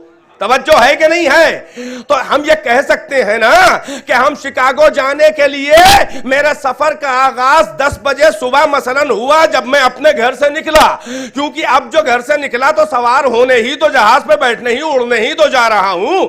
لہٰذا آغاز سفر جب ہو گیا, اپنے گھر سے ہم سفر کا ارادہ کر کے نکل لیے, اور دعائے سفر بھی اسی لیے پڑھ لی. بھائی توجہ ہے کہ نہیں ہے؟ تو معراج جو ہے بیت المقدس سے ہوئی ہے آسمانی, مگر آغاز سفر کیونکہ مسجد الحرام سے ہو گیا, اسی لیے اللہ نے کہا من المسجد الحرام الى المسجد الاقصى. اور مفسرین نے معراج کا پورا واقعہ اس لیے آیا میری اسے سبحان الذی کے ذیل میں لکھ دیا. بھائی اسی کو دیکھ لیں, میں بعد میں بولتا ہوں, بچے کو دیکھ لیں آپ لوگ. ایک صلوات پڑھنے پر محمد والو. ارے ان کو کھیل لے, ارے ان کی غلطی کہاں ہے؟ مسئلہ یہ ہے کہ اب ان کو کیوں دیکھ رہے ہیں بھائی, وہ تو ادائیں دکھاتے ہی رہتے ہیں, ویسے ہی بڑے ہو کے یہاں سامنے بیٹھ کے داد دینے لگیں گے. ان کو تھوڑی نہ روکا جائے گا, یہی ان کی مجلس ہے, یہی ان کی معرفت ہے. کوئی امام تھوڑی نہ ہے جو آپ اس سے توقع رکھتے ہیں کہ بچپنے میں بھی وہی انداز امامت ہو. ایک صلوات پر محمد وآلہ.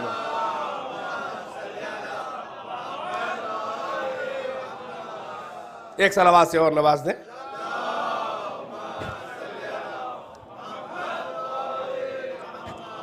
بس میں آپ کی زحمتیں تمام کرنے ہی والا ہوں, لیکن مل جل کے ایسی صلوات پڑھیں کہ جیسے آپ بور نہیں ہو رہے ہیں.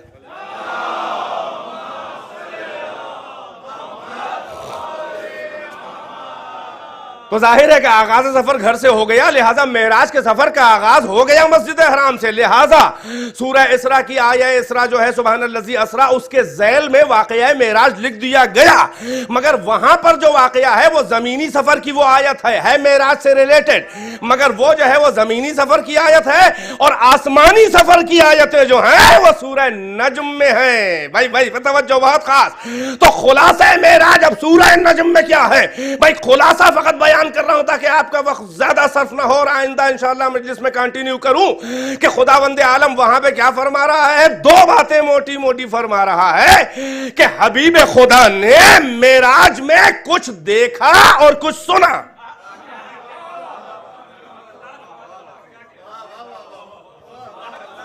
کچھ دیکھا اور کچھ سنا. سنا کے بارے میں جو کل نہیں تھے میں دہراؤں گا نہیں. سنا کے بارے میں فقط اللہ نے یہ کہا فَأَوْحَا إِلَىٰ عَبْدِهِ مَا أَوْحَا. بھائی کل کی بات یاد ہے جو لوگ تھے؟ اللہ نے اپنے بندے کو وحی کی وہ کہ جو کی, وہ پہنچایا کہ جو پہنچایا. بھائی کل ہم نے کہا تھا, اب کیا کروں, دوہرا دوں ایک جملہ کہ معراج میں کیا کہا, کہہ رہا ہے ایہا کیا وہ کہ جو کیا, وہ کہا کہ جو کہا, وہ وحی کی کہ جو وحی کی, وہ پہنچایا کہ جو پہنچایا. اب کیسے راز کھلے, وہی تو غدیر میں لہجہ تھا. معراج میں کہہ رہا ہے وہ پہنچایا کہ جو پہنچانا تھا, غدیر میں کہہ رہا ہے وہ پہنچا دیے جو پہنچایا جا چکا ہے.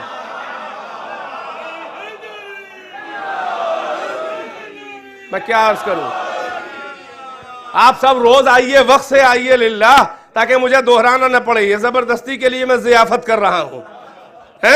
تو بہرحال کچھ سنا ہم نے آپ کو سنا دیا کہ وہ کیا ہے, وہ پیغام ولایت علی ہے. یعنی یہ کہ رسالت بلا کے نہیں دی ہے, مگر ولایت کے اعلان کا حکم بلا کے دیا ہے کہ یہ میرا اپنا منصب ہے, یہ وسیلوں سے نہیں دیا جائے گا.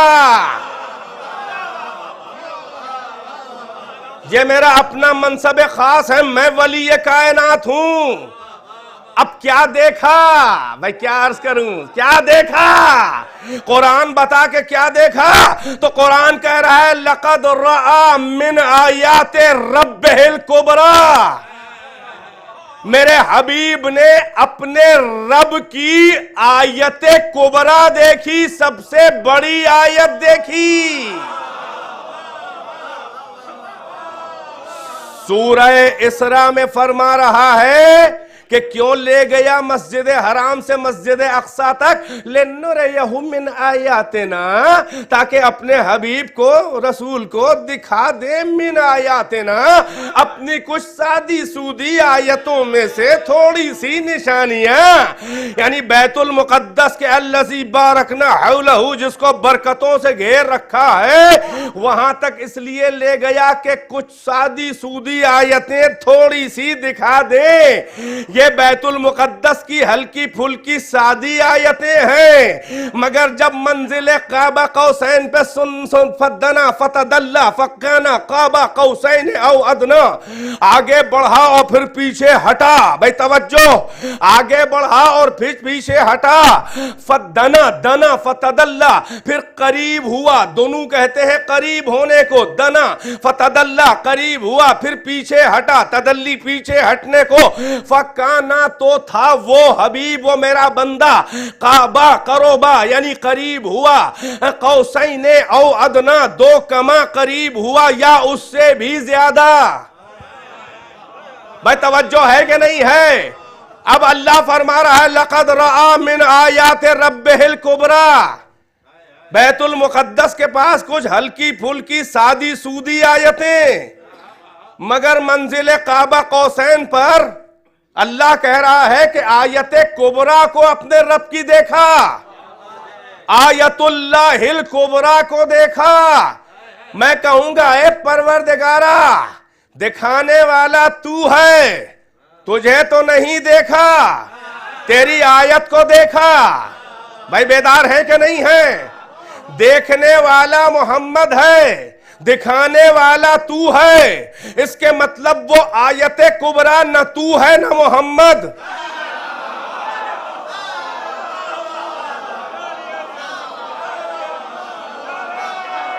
اور اللہ عجب منزل ہے. لقد رأى, اللہ کہہ رہا ہے, یہ قرآن ہے, یہ کافی اور بخاری کی حدیثیں نہیں ہیں کہ قوی و ضعیف کہہ کے ٹال دی جائیں. یہ من کن تو مولا کا لفظ مولا نہیں ہے کہ آقا سے غلام بنا دیا جائے. توجہ ہے کہ نہیں ہے. اور دشمن بھی کہنے لگے کہ ہمارے دوست ہیں. بھائی توجہ ہے کہ نہیں ہے. بیدار ہے کہ نہیں ہے. مولا کہہ دیا یعنی کم سے کم دو دوست ہیں, ناصر ہیں, مددگار ہیں. یہ قرآن ہے, یہ لفظ آیت ہے, یہ کبریٰ ہے, یہ عربی لغت ہے. آیت کہتے ہیں نشانی کو, قرآن میں بھی آیتیں ہیں. توجہ ہے کہ نہیں ہے. بیت المقدس میں بھی آیتیں دکھائیں اللہ نے, مگر انہیں بڑی آیت نہیں کہا, مگر معراج میں کہہ رہا ہے لقد رأى من آیات ربہ الکبریٰ, اپنے رب کی کبریٰ آیت, بڑی اکبر آیت دیکھی. اے پروردگارا, کیا تیری نظر میں محمد سے بڑی بھی کوئی آیت ہے؟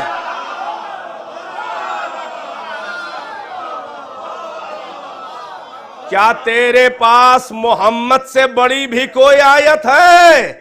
تو آواز آئے گی کہ نہیں، محمد سے بڑی تو میرے پاس کوئی آیت نہیں ہے۔ تو پھر محمد تو ہے نہیں، کیونکہ دیکھنے والا رائی بھی محمد، مرئی بھی محمد، دیکھنے والا بھی محمد، اور جسے دیکھے وہ خود بھی محمد۔ یہ تو بھائی ظاہر ہے کہ معقول نہیں ہے، لاجیکل نہیں ہے۔ تو محمد سے بڑی تو کوئی آیت نہیں ہے، تو اس کا مطلب یہ ہے کہ جو بھی آیت دیکھی، ایک کبرا محمد ہے، ایک کبرا وہ ہے کہ جسے دیکھا، یعنی محمد سے بڑی آیت نہیں ہے تو محمد سے وہ ہلکی آیت بھی نہیں ہے۔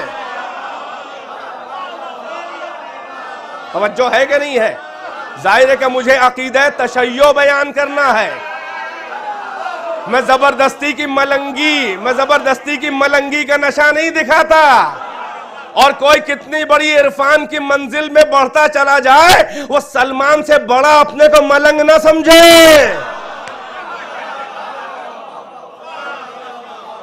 جن کے لیے پیغمبر نے کہا کہ لو علم ابو ذر ما فی قلب سلمان لقتلہ، اگر ابو ذر جان جائیں کہ سلمان کے دل میں کیا ہے معارف یہ علی کے بارے میں، یا محمد آل محمد ان 14 ظاہر ان میں ایک کا کمال سب کا کمال ہے نا، یعنی ہم سب کی معرفت، ہم لوگوں کی جو معیار، جو منزل، جو ہماری حقیقت کا علم جتنا سلمان کو ہے، اگر ان کے دل کی بات کو ابو ذر جان جائیں تو قتل کر دیں، یعنی گمراہ سمجھیں، برداشت نہ کر سکے ابو ذر۔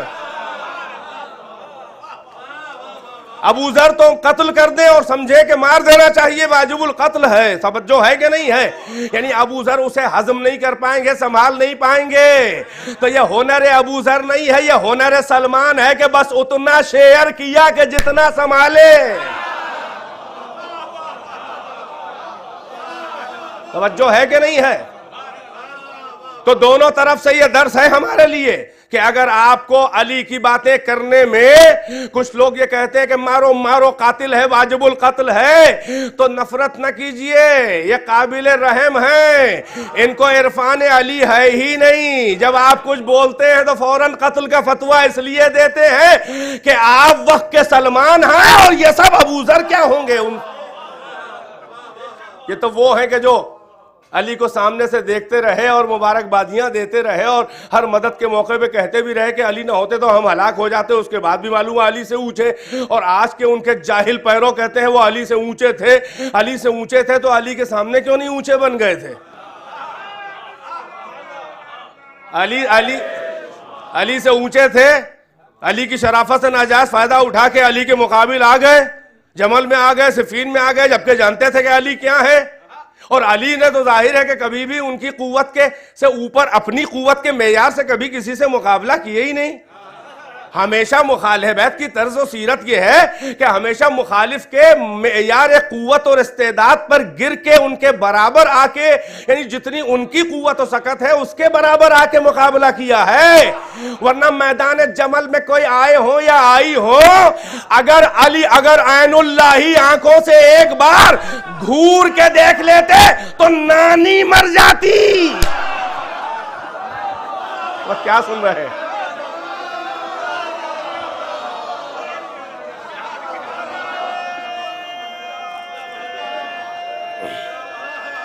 میں اردو بول رہا ہوں۔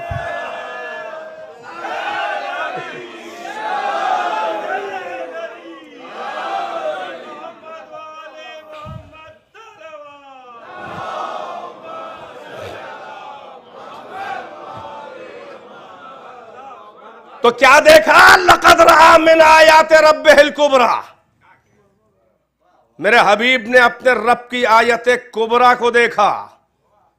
ظاہر ہے کہ محمد نے دیکھا ہے تو ظاہر ہے جو بھی آیت ہے وہ آیت کبریٰ ہے۔ ایک آیت کبریٰ دیکھ رہی ہے، ایک آیت کبریٰ کو دیکھ رہی ہے، ایک آیت کو اللہ دوسری آیت کبریٰ، ایک آیت کبریٰ کو دوسری آیت کبریٰ دکھا رہا ہے۔ اب محمد سے پوچھو کہ کیا دیکھا؟ بھائی توجہ ہے کہ نہیں ہے؟ بیدار رہیے گا۔ کیا دیکھا؟ بھئی یہی تو خلاصہ معراج خود حضور نے بیان کیا ہے۔ مزہ تو یہ ہے کہ بزم اصحاب میں واپس آ کے پیغمبر اپنا تجربہ سفر معراج شیئر کر رہے ہیں، صحابہ حیرت سے دیکھ رہے ہیں، علی سر جھکائے مسکرا رہے ہیں۔ یہ ہے اعلیٰ ظرفیاں کہ بزرگ بتا رہا ہے تو کیا ضروری ہے کہ بیچ بیچ میں لقمہ دو کہ میں بھی تھا۔ ارے عجب منظر، وجہ ہے کہ نہیں ہے کہ پیغمبر نے خود اپنا تجربہ بتایا کہ جب جبرائیل سدرہ کے اوپر آئے ہم اور جبرائیل، تو جبرائیل ہم سدرہ تک تو ہمیں پہنچایا، اور اس کے بعد میں نے محسوس کیا کہ میں اکیلا آگے بڑھ رہا ہوں۔ توجہ ہے کہ نہیں ہے؟ تو میں نے مڑ کے دیکھا تو جبرائیل سدرہ کی منزل پر ٹھہر گئے۔ ممکنات کی ترقی کی آخری منزل و آخری زینہ ہے سدرۃ المنتہا، کوئی ممکن الوجود اس کے آگے نہیں بڑھ سکتا، ورنہ فروغ تجلی اس کے وجود کو جلا دے گا۔ ممکنات کی ترقی کی آخری منزل ہے جس کے آگے سرحد وجوب کا آغاز ہوتا ہے، یعنی سدرہ کے آگے ممکن نہ بڑھے، اور اس کے آگے منزل وجوب ہے، جہاں اللہ بیٹھا نہیں ہے مگر منزل وجوب ہے۔ اس سدرہ اس منزل وجوب کے درمیان کا یہ فاصلہ ہے کہ جس کا کوئی پیمانہ نہیں ہے، جس کو اللہ نے بھی تخمینے میں بتایا کہ 2 کما یا اس سے بھی اور زیادہ قریب، یعنی اتصال سرحد وجوب کے قریب پہنچا ہے وہ۔ توجہ، اور ممکن الوجود کی آخری منزل سدرہ ہے، جہاں پر جبرائیل ٹھٹک کے ٹھہر گیا۔ پیغمبر نے ایک بار کہا آؤ، تو جبرائیل نے کہا کہ لو دنوت انملتن لہترقت، اگر یہاں سے ایک پور آگے بڑھ جاؤں تو بالوں پر میرے جل جائیں، وجود جل جائے۔ توجہ ہے کہ نہیں ہے؟ بھائی جب کیا پیغمبر کو نہیں معلوم تھا کہ جبرائیل اگر یہاں سے بڑھیں گے تو جل جائیں گے، یہاں کے آگے ان کی سرحد ختم ہے؟ مگر پیغمبر نے بلایا، جبرائیل بھی جانتے تھے، نبی بھی جانتے تھے، یعنی اپنی سرحد میں، اپنی خاص خانے اور سرحد میں جبرائیل کو آفر تو کیا، یہ دنیا والوں کو بتانے کے لیے کہ جبرائیل جواب دے تو ہر ایک کا دائرہ اور اس کی لیمٹس معین ہو جائیں، کہ اگر رسول اس دائرے میں بلائے بھی تو اپنے شیل اور اپنے آربٹ سے اوورلیپنگ نہ کرنا۔ اگر حیثیت اگر بھول کے اس خانے میں قدم رکھا جو تمہارے لیے نہیں ہے تو جل جانے کے لائق ہو، یعنی سرحد مصطفیٰ میں جو قدم رکھے گا وہ جل جائے گا چاہے معصوم ہو۔ توجہ ہے کہ نہیں ہے؟ پیغمبر نے فرمایا کہ اب مونس و ہمدم تنہائی کوئی نہیں۔ بھئی کیا بہترین شاعر نے کہا کہ سدرہ تلک، ایک صلوات پڑھیں پر محمد و آل محمد۔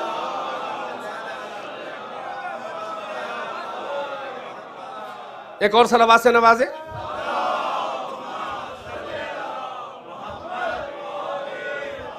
ایک اور صلوات۔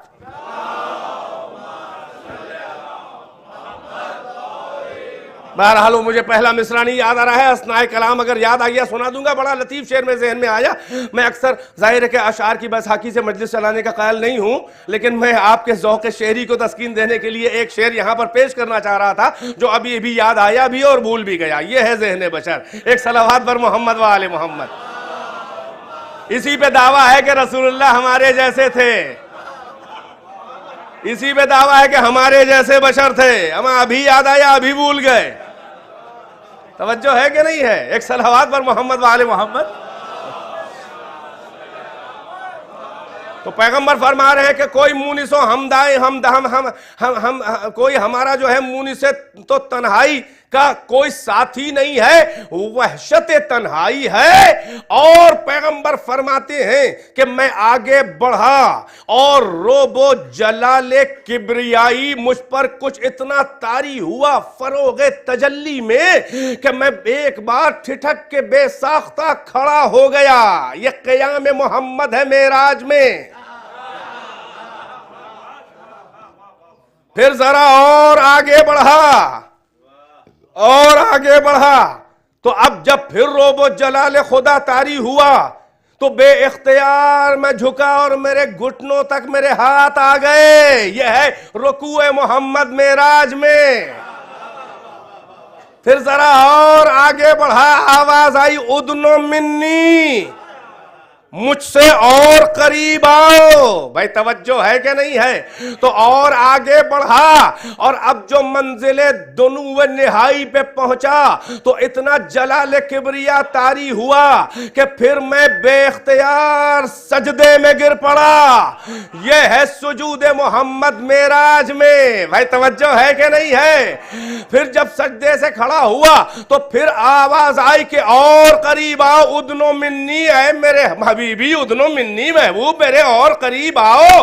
اب اتنی وحشت تنہائی تھی, اتنا روب و جلال تھا کہ ایک بار میں نے محسوس کیا کہ میری پشت کے اوپر کسی نے ہاتھ رکھا. بھئی یہ واقعہ معراج ہے مستند ترین روایات میں.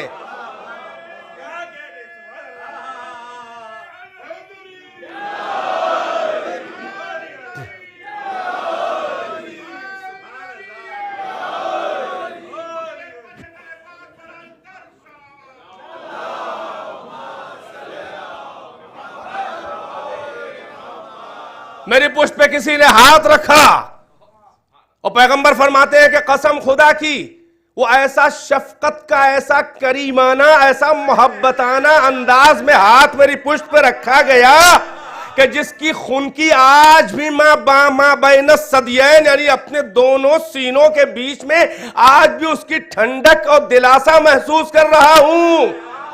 اے بھائی کون سی آیت کبریٰ وہاں پر تھی, یہ خود بخود واضح ہو جائے گا. بھائی یا تو یہ بتا دو کہ یہ اللہ کا ہاتھ تھا,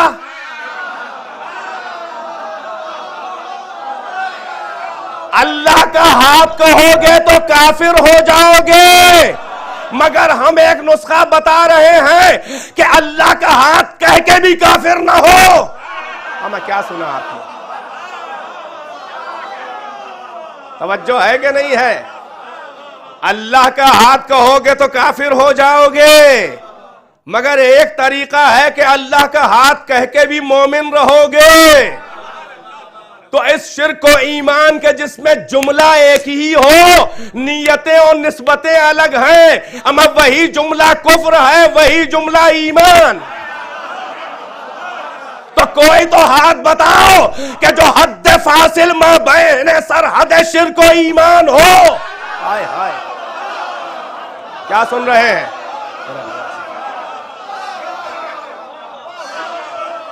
ارے بھائی شرک اور ایمان کا ایک ہی جملہ شرک بھی ہے, ایک ہی جملہ ایمان بھی ہے. اللہ کا ہاتھ تھا, شرک بھی ہے, اللہ کا ہاتھ تھا, ایمان بھی ہے. اما اس شرک و ایمان کا فرق بتانے میں کسی کا تو ہاتھ ہے. بھائی میں اردو بول رہا ہوں, صلوات علی محمد و آل محمد. کسی کا تو ہاتھ ہے.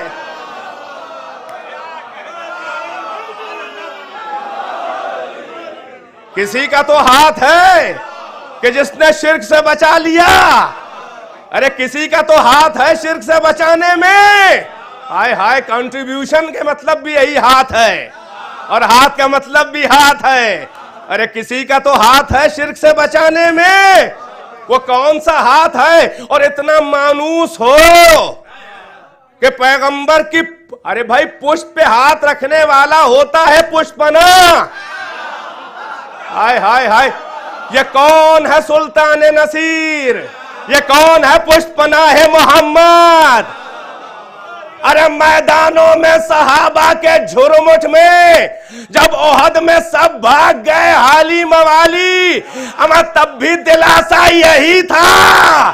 تو جہاں سب کی پہنچ ہے وہاں بھی علی, جہاں کسی کی پہنچ نہیں وہاں کون ہوگا؟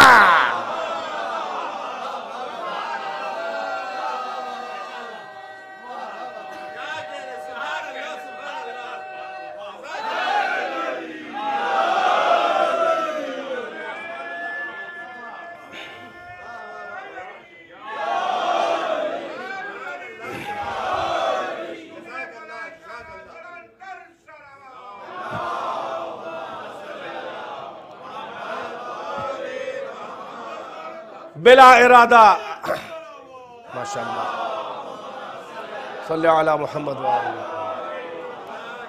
بلا ارادہ آپ کو زحمت میں نے زیادہ دے دی، تو اب یہ کون ہے؟ کون اس گتھی کو حل کرے؟ کس کا ہاتھ ہے؟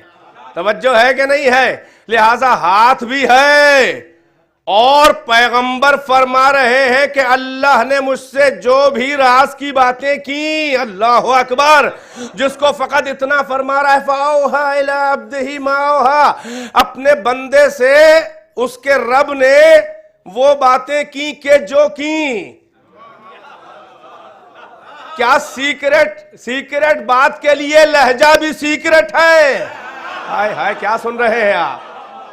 کیا باتیں کی ہیں بھائی؟ جو بھی باتیں کی اللہ نے اپنے رسول سے، پیغمبر فرما رہے ہیں بھائی توجہ، کہ ایک آواز جو آئی تو لہجہ پہچانا ہوا تھا۔ یہ بڑی بڑی کتابوں میں ہے اہل سنت کی کہ پیغمبر نے کہا کہ الہی، اے میرے اللہ، یہ تو بول رہا ہے یا کوئی اور؟ ہائے ہائے ہائے ہائے، عجب منزل ہے۔ اے پروردگار، یہ تو بول رہا ہے یا کوئی اور؟ آواز آئی، اے میرے بندے، میں بول رہا ہوں، میں بول رہا ہوں تیرا اللہ۔ اس لیے پیغمبر نے کہا کہ میں اس لیے پوچھ رہا ہوں کہ پروردگارہ بول تو رہا ہے، مگر لہجہ تو بڑا آشنا ہے۔ پروردگارہ یہ تو علی کے لہجے میں تو بات کر رہا ہے۔ بھائی عجب منزل ہے، عجب منزل ہے۔ بھائی اتنا سمجھ لو کہ علی اللہ کے لہجے میں تو نہیں بولا ہے، مگر اللہ علی کے لہجے میں بولا ہے۔ اور یہ سمجھ لو کہ علی اللہ نہیں ہے، مگر اللہ علی ہے۔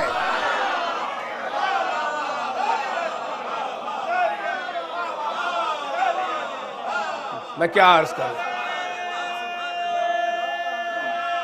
نہیں، آپ غلط فائدہ نہ اٹھائیے گا، نہ غلط معنی سمجھیے گا۔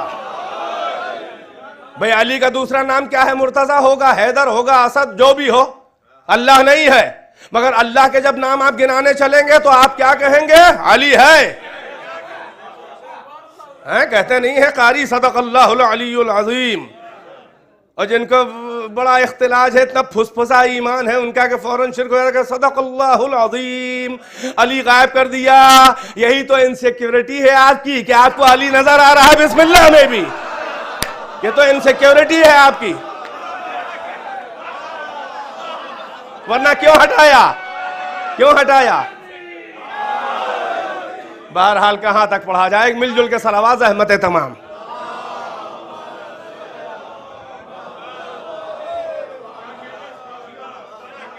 اب یہ حبیب و محبوب کے براہ راست گفتگو ہے، وہ جانے کہ جس نے کی، وہ جانے کہ جس سے کی، وہ جانے کہ جو موجود سن رہا تھا یا جس کا لہجہ استعمال ہو رہا تھا۔ میں پورا وجود استعمال ہو رہا تھا، عجب ہے۔ ارے ہاتھ بھی اللہ نے علی کا استعمال کیا محمد کے تسلی کے لیے، اور لہجہ بھی اللہ نے علی کا استعمال کیا محمد کی مانوسیت کے لیے۔ اب سمجھ میں آیا؟ میں توجہ ہے کہ نہیں ہے؟ وہاں وہی بولے جس کی اتنی پہنچ ہو۔ وہاں میں ضائع نہ کیجئے گا اختتامی 2-3 جملے، وہاں سرحد وجوب کے قریب جا کے کھڑے ہونے کی جس کی حیثیت ہو، وہاں وہی بولے جس کی اتنی پہنچ ہو، وہاں وہی بولے جس کا اتنا علم ہو۔ بھائی بیدار ہے کہ نہیں ہے؟ توجہ کا طالب ہوں۔ جب محمد کے علم کی بات کی تو کہا علمک ما لم تکن تعلم، آپ کو وہ سب پڑھا دیا کہ جو آپ نہیں جانتے تھے۔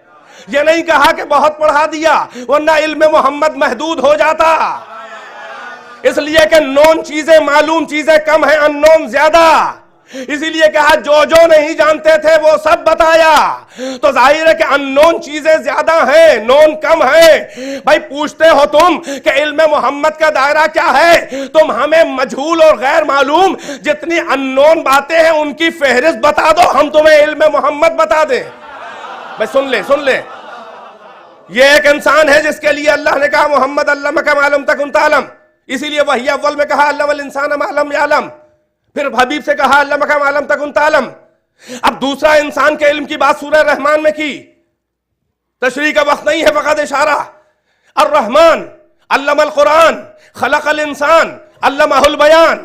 رحمان سے بات شروع ہوئی کیونکہ اللہ اسم تمام صفات کا جامع ہے، رحمان اسم ہر صفت کا مظہر ہے، اور سب سے پہلی صفت جو لباس مخلوق میں آئی وہ اللہ کا علم ہے. ایک علم ہے محمد علمہ کا ما لم تکن تعلم، ایک دوسرا ایک انسان ہے جس کے لیے رحمان میں اللہ کا رحمان. علم القرآن خلق الانسان، پہلے تعلیم قرآن بعد میں خلقت اس انسان کی.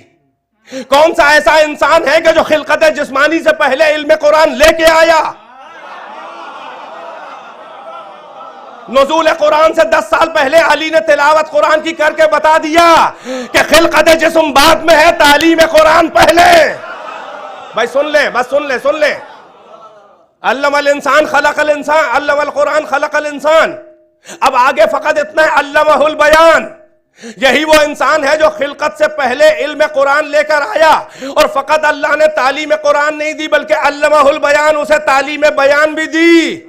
ارے کیا سن رہے ہیں؟ تعلیم بیان بھی دی. محمد کو علم دیا، علی کو بھی علم دیا، مگر ایک بات آگے بڑھا رہا ہے، علمہ البیان. بھائی بولنے کی بھی تعلیم دی، بیان کی بھی تعلیم دی. اب اگر معراج میں اللہ محمد کے لہجے، اللہ علی کے لہجے کو استعمال کرے محمد سے بات کرنے کے لیے تو علی کا کوئی احسان نہیں ہے. ہمیں بیان کی تعلیم دی تھی تاکہ اسی دن استعمال کر لیا جائے. صلوات بر محمد و آل محمد.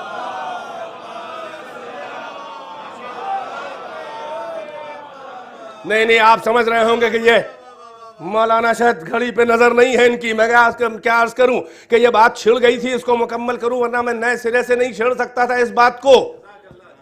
لہٰذا میں نے چاہا کہ اس کو ختم کروں تاکہ کل اور آگے بڑھوں، کیونکہ پورا ولایت کا موضوع باقی. ابھی تو راز ولایت، ابھی تو اشارے ہی چل رہے ہیں ولایت کے، مگر کل و پرسوں میں اس کو مکمل کرنا ہے. بس آج کی زحمتیں تمام، اب اس کے آگے نہیں جانا ہے. تو علمہ البیان، معراج میں لہجہ علی اللہ نے استعمال کیا ہے کہ اسی دن کے لیے تعلیم بیان ہم نے اسے دی تھی. میں نے عرض کیا کہ جب اللہ کا لوگوں سے بات کرنے کا دل چاہتا ہے تو محمد کی زبان سے بولتا ہے، جب عام لوگوں سے بات کرے تو محمد سے کی زبان سے بولتا ہے، اور جب خود محمد سے خاص موقع پہ بولنا ہو تو پھر علی کے لہجے میں بولتا ہے. توجہ ہے کہ نہیں ہے؟ لہذا معراج میں حبیب و محبوب نے براہ راست گفتگو کی. حبیب جانے، محبوب جانے قربان اس محبوب پر کہ جس کے گھر کا ہر بچہ اسی طرح سے محبوب خدا اور اسی طرح سے مخاطب خدا. معراج میں اللہ نے محمد سے عرش پہ بات کی. توجہ ہے کہ نہیں ہے؟ خلاصہ معراج، تحفہ معراج کئی ہیں. وجود زہرا، ولایت علی، آپ کے لیے تحفہ سب سے بڑا ولایت علی. یہ عقیدے کا تحفہ ہے، عمل کا تحفہ معراج نماز، قیام محمد، معراج کا رکوع محمد، سجود محمد. وہ ساری ادائیں جو قاب قوسین کی منزل پہ ہوئیں، اللہ نے کہا یہ تو تمہارے لیے تحفہ ہے کہ ہم نے بلایا، یہ تو زہرا ہے، یہ تو سب تحفے تمہارے لیے.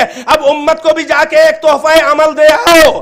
اپنے خلاصہ سفر معراج کی اداؤں کو جمع کر کے 2 رکعت میں ڈھال کے وہ ساری ادائیں محمد امت کو 2 رکعت میں سمو کے دے دی. اسی لیے کہا الصلاۃ معراج المومن، محمد کو بلا کے معراج دی، امت کو اسی زمین پہ معراج دوں گا. بس ختم ہے. ایک ہی جملے کے اندر ربط مصائب ہے کہ اللہ نے اپنے حبیب سے باتیں بلا کے عرش سے پرے کی، مگر محمد کے نواسے سے جو صلاۃ معراج مومن ہے، عالم سجدہ میں اللہ مخاطب ہوا. اللہ اکبر. وہ معراج محمد تھی جو منزل قاب قوسین پر تھی. یہ ریگے گر میں کربلا پہ سجدہ حسین، یہ معراج حسین ہے. بات تو شرف ہم کلامی کی ہے براہ راست، وہ زمین ہو یا آسمان ہو، یہ سارا گھر صاحب معراج ہے کہیں بھی ہو. ارے راکب دوش صاحب معراج بھی صاحب معراج نہ ہو. حسین کی معراج میدان کربلا کے عصر عاشور کے سجدے میں ہے کہ جب اللہ حسین سے براہ راست مخاطب ہے. اے میرے اللہ تو نے میرے نانا کی ناز اٹھائے, آج حسین تیری مشیت کے ناز اٹھائے گا, ہر ادا سے تیری مشیت کے ناز. کبھی عباس کے بازو دے کے سجدہ کیا, اے پروردگارہ اب تو راضی ہے. کبھی اکبر کے سینے کے دے کے کہا تیری مشیت کے ناز اٹھائے گا, آج تیرا بندہ غریب الوطن. کبھی اصغر کے گلے کا نذرانہ, اے میرے خدا اب تو راضی ہے. کبھی قاسم و عون و محمد کے جنازے 71 جنازے اٹھا کے حسین اب میدان کربلا میں ارے خاک و خون میں نہائے ہوئے ارے پشت رہوار پر ڈگمگا رہے ہیں کہ ایک بار زمین پہ آئے. ارے تیر حائل ہیں, حسین معراج بندگی دکھانا چاہ رہے ہیں. ارے وہ قرب انتہائی جو حسین سے پروردگار کا ہے, لہذا تیروں کو جسم سے کچھ تو رہوار نکال رہا ہے, کچھ حسین نکال رہے ہیں. شکم کا تیر نکالا, پیشانی کا تیر نکالا, خاک گھر میں کربلا جمع کی. اب یہ حسین سجدے میں جا رہے ہیں, یہ بنیاد توحید رکھنے اور قرب کی آخری منزل دکھانے کہ اب یہ سر جھکے گا تو اختیار سے, اٹھے گا نہ اختیار سے, اٹھے گا نہ اختیار سے بلکہ کاٹ کے اٹھایا جائے گا. حسین سجدے میں ہے, ادھر شمر کا خنجر چل رہا ہے, مگر حسین کو تن کی فکر نہیں بلکہ اپنے پروردگار سے خلوت میں مخاطب ہیں. بسم اللہ و باللہ وفی سبیل اللہ وعلی ملت رسول اللہ, الہی قد وفیت بعہدک اوف بعہدی. پروردگارہ میں نے اپنا وعدہ پورا کر دیا, اب تو اپنا وعدہ جو مجھ سے کیا ہے پورا کر دے. حسین سجدے میں ارے مناجات کر رہے ہیں, ادھر خنجر رواں ہے, ادھر خنجر رواں ہے. اللہ اکبر. ارے زینب بھی کھڑی ہوئی, بلندی پہ منظر دیکھ نہ پائی, بہن ورثیہ پڑھ رہی ہے. حسین نے آواز سنی, وہ اطمینان سجدہ کے کربلا لرز گئی, حسین کا سر نہ ہلا, مگر زینب کی آواز سن کے ذرا سا گوشہ چشم سے سر گھما کے دیکھا. ارے کہا زینب میری زندگی میں خیمے سے نہ نکل. زینب خیمے میں گئی, حسین سجدے میں سر ہے, مناجات میں ہے کہ اب قریب ہے شہادت حسین, بلکہ میں کہوں ملاقات پروردگار.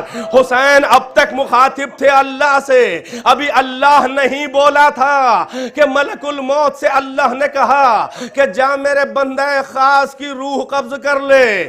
آئے اسرائیل ملکوت موت عرصہ کربلا میں, جس میں زخمی حسین کا ہر طرف سے طواف کر رہے ہیں, ہر طرف سے طواف کر رہے ہیں کہ خدمت پروردگار میں واپس گئے. کہا اے پروردگارہ, اے پروردگارہ, میں نے بڑے بڑے مظلوموں کی روح قبض کی ہے, میں نے بڑے بڑے شہیدوں کی روح قبض کی ہے, میں نے انبیاء و مرسلین و شہداء و صالحین کی روح قبض کی, میں نے زکریا و یحییٰ کی روح قبض کی, میں نے بڑے بڑے شہید راہ خدا کی ارے روح قبض کی, مگر میرے پروردگار تیرے اس بندہ خاص سے زیادہ مظلوم مجھے آج تک کوئی تیرا بندہ نظر نہ آیا. اے پروردگارہ میں کہاں سے قبض روح کروں, ہر عضو بدن تو زخمی ہے, تیروں سے, تلواروں سے, توروں سے, نیزوں کے زخموں سے کہاں سے قبض روح کروں. ارے جسم کے ظاہری زخم بھی شمار کے لائق نہیں ہے, دل کے زخموں کو کون بتائے, اکبر و اصغر کے بعد دل کے زخموں کو کون بتائے. اے پروردگارہ مجھے پہلی بار اس خدمت سے معذور سمجھ کہ اب تک حسین مخاطب ہیں, اب اللہ کی آواز آئی, ہٹ جا ملک الموت, میرے اور میرے بندے خاص کے درمیان سے آواز خدا آئی, یا ایتھا النفس المطمئنہ, آ میرے بندے, اے نفس مطمئنہ, ارے ارجعی الی ربک راضیۃ مرضیہ, پلٹ آ, پلٹ آ, کہاں تک آ جا, اپنے رب تک آ جا. جہاں سے تو چلا تھا وہاں تک آجا، براہ راست آجا، کسی کے وسیلے سے نہیں۔ ارجعی، پلٹ الی ربک، آجا اپنے رب تک میرے محبوب، راضیتن مرضیہ، اس حالت میں آجا کہ تو اپنے رب سے راضی ہے، تو مجھے راضی کر رہا تھا، ارے اس حالت میں آ کہ تو بھی مجھ سے راضی ہے، مرضیہ، تیرا رب تو تجھ سے راضی ہے۔ فادخلی عبادی، میرے خاص بندوں میں جلدی سے آجا جو تیرے گھر والے تیرا انتظار کر رہے ہیں۔ وادخلی جنتی، اور میری خاص جنت میں آجا جو میرا قرب ہے، جو میرا قرب ہے۔ بس عزادارو، یہ معراج حسین ہے کہ سجدے میں اللہ اور حسین کی باتیں ہیں، مگر ارے اس سفر میں کیا گزری، پس گردن سے ضرب 17 مار مار کے حسین کا سر ارے کاٹا گیا۔ میرا حسین ذبح کہاں ہوا؟ ذبح تو گردن سے ہوتا ہے، ارے پس گردن سے سر کاٹا گیا، کائنات ہل گئی۔ مشیت نے کہا کہ یہی میرا نازش و افتخار ہے، یہی وہ بندے ہیں جس پہ مشیت ناز کرتی ہے، وہ اور سجدے ہیں جو سجدے کر کے عزت خود حاصل کرے، یہ وہ سجدے ہیں جو اپنے کو برباد کر کے میرے دین کو بچاتے ہیں۔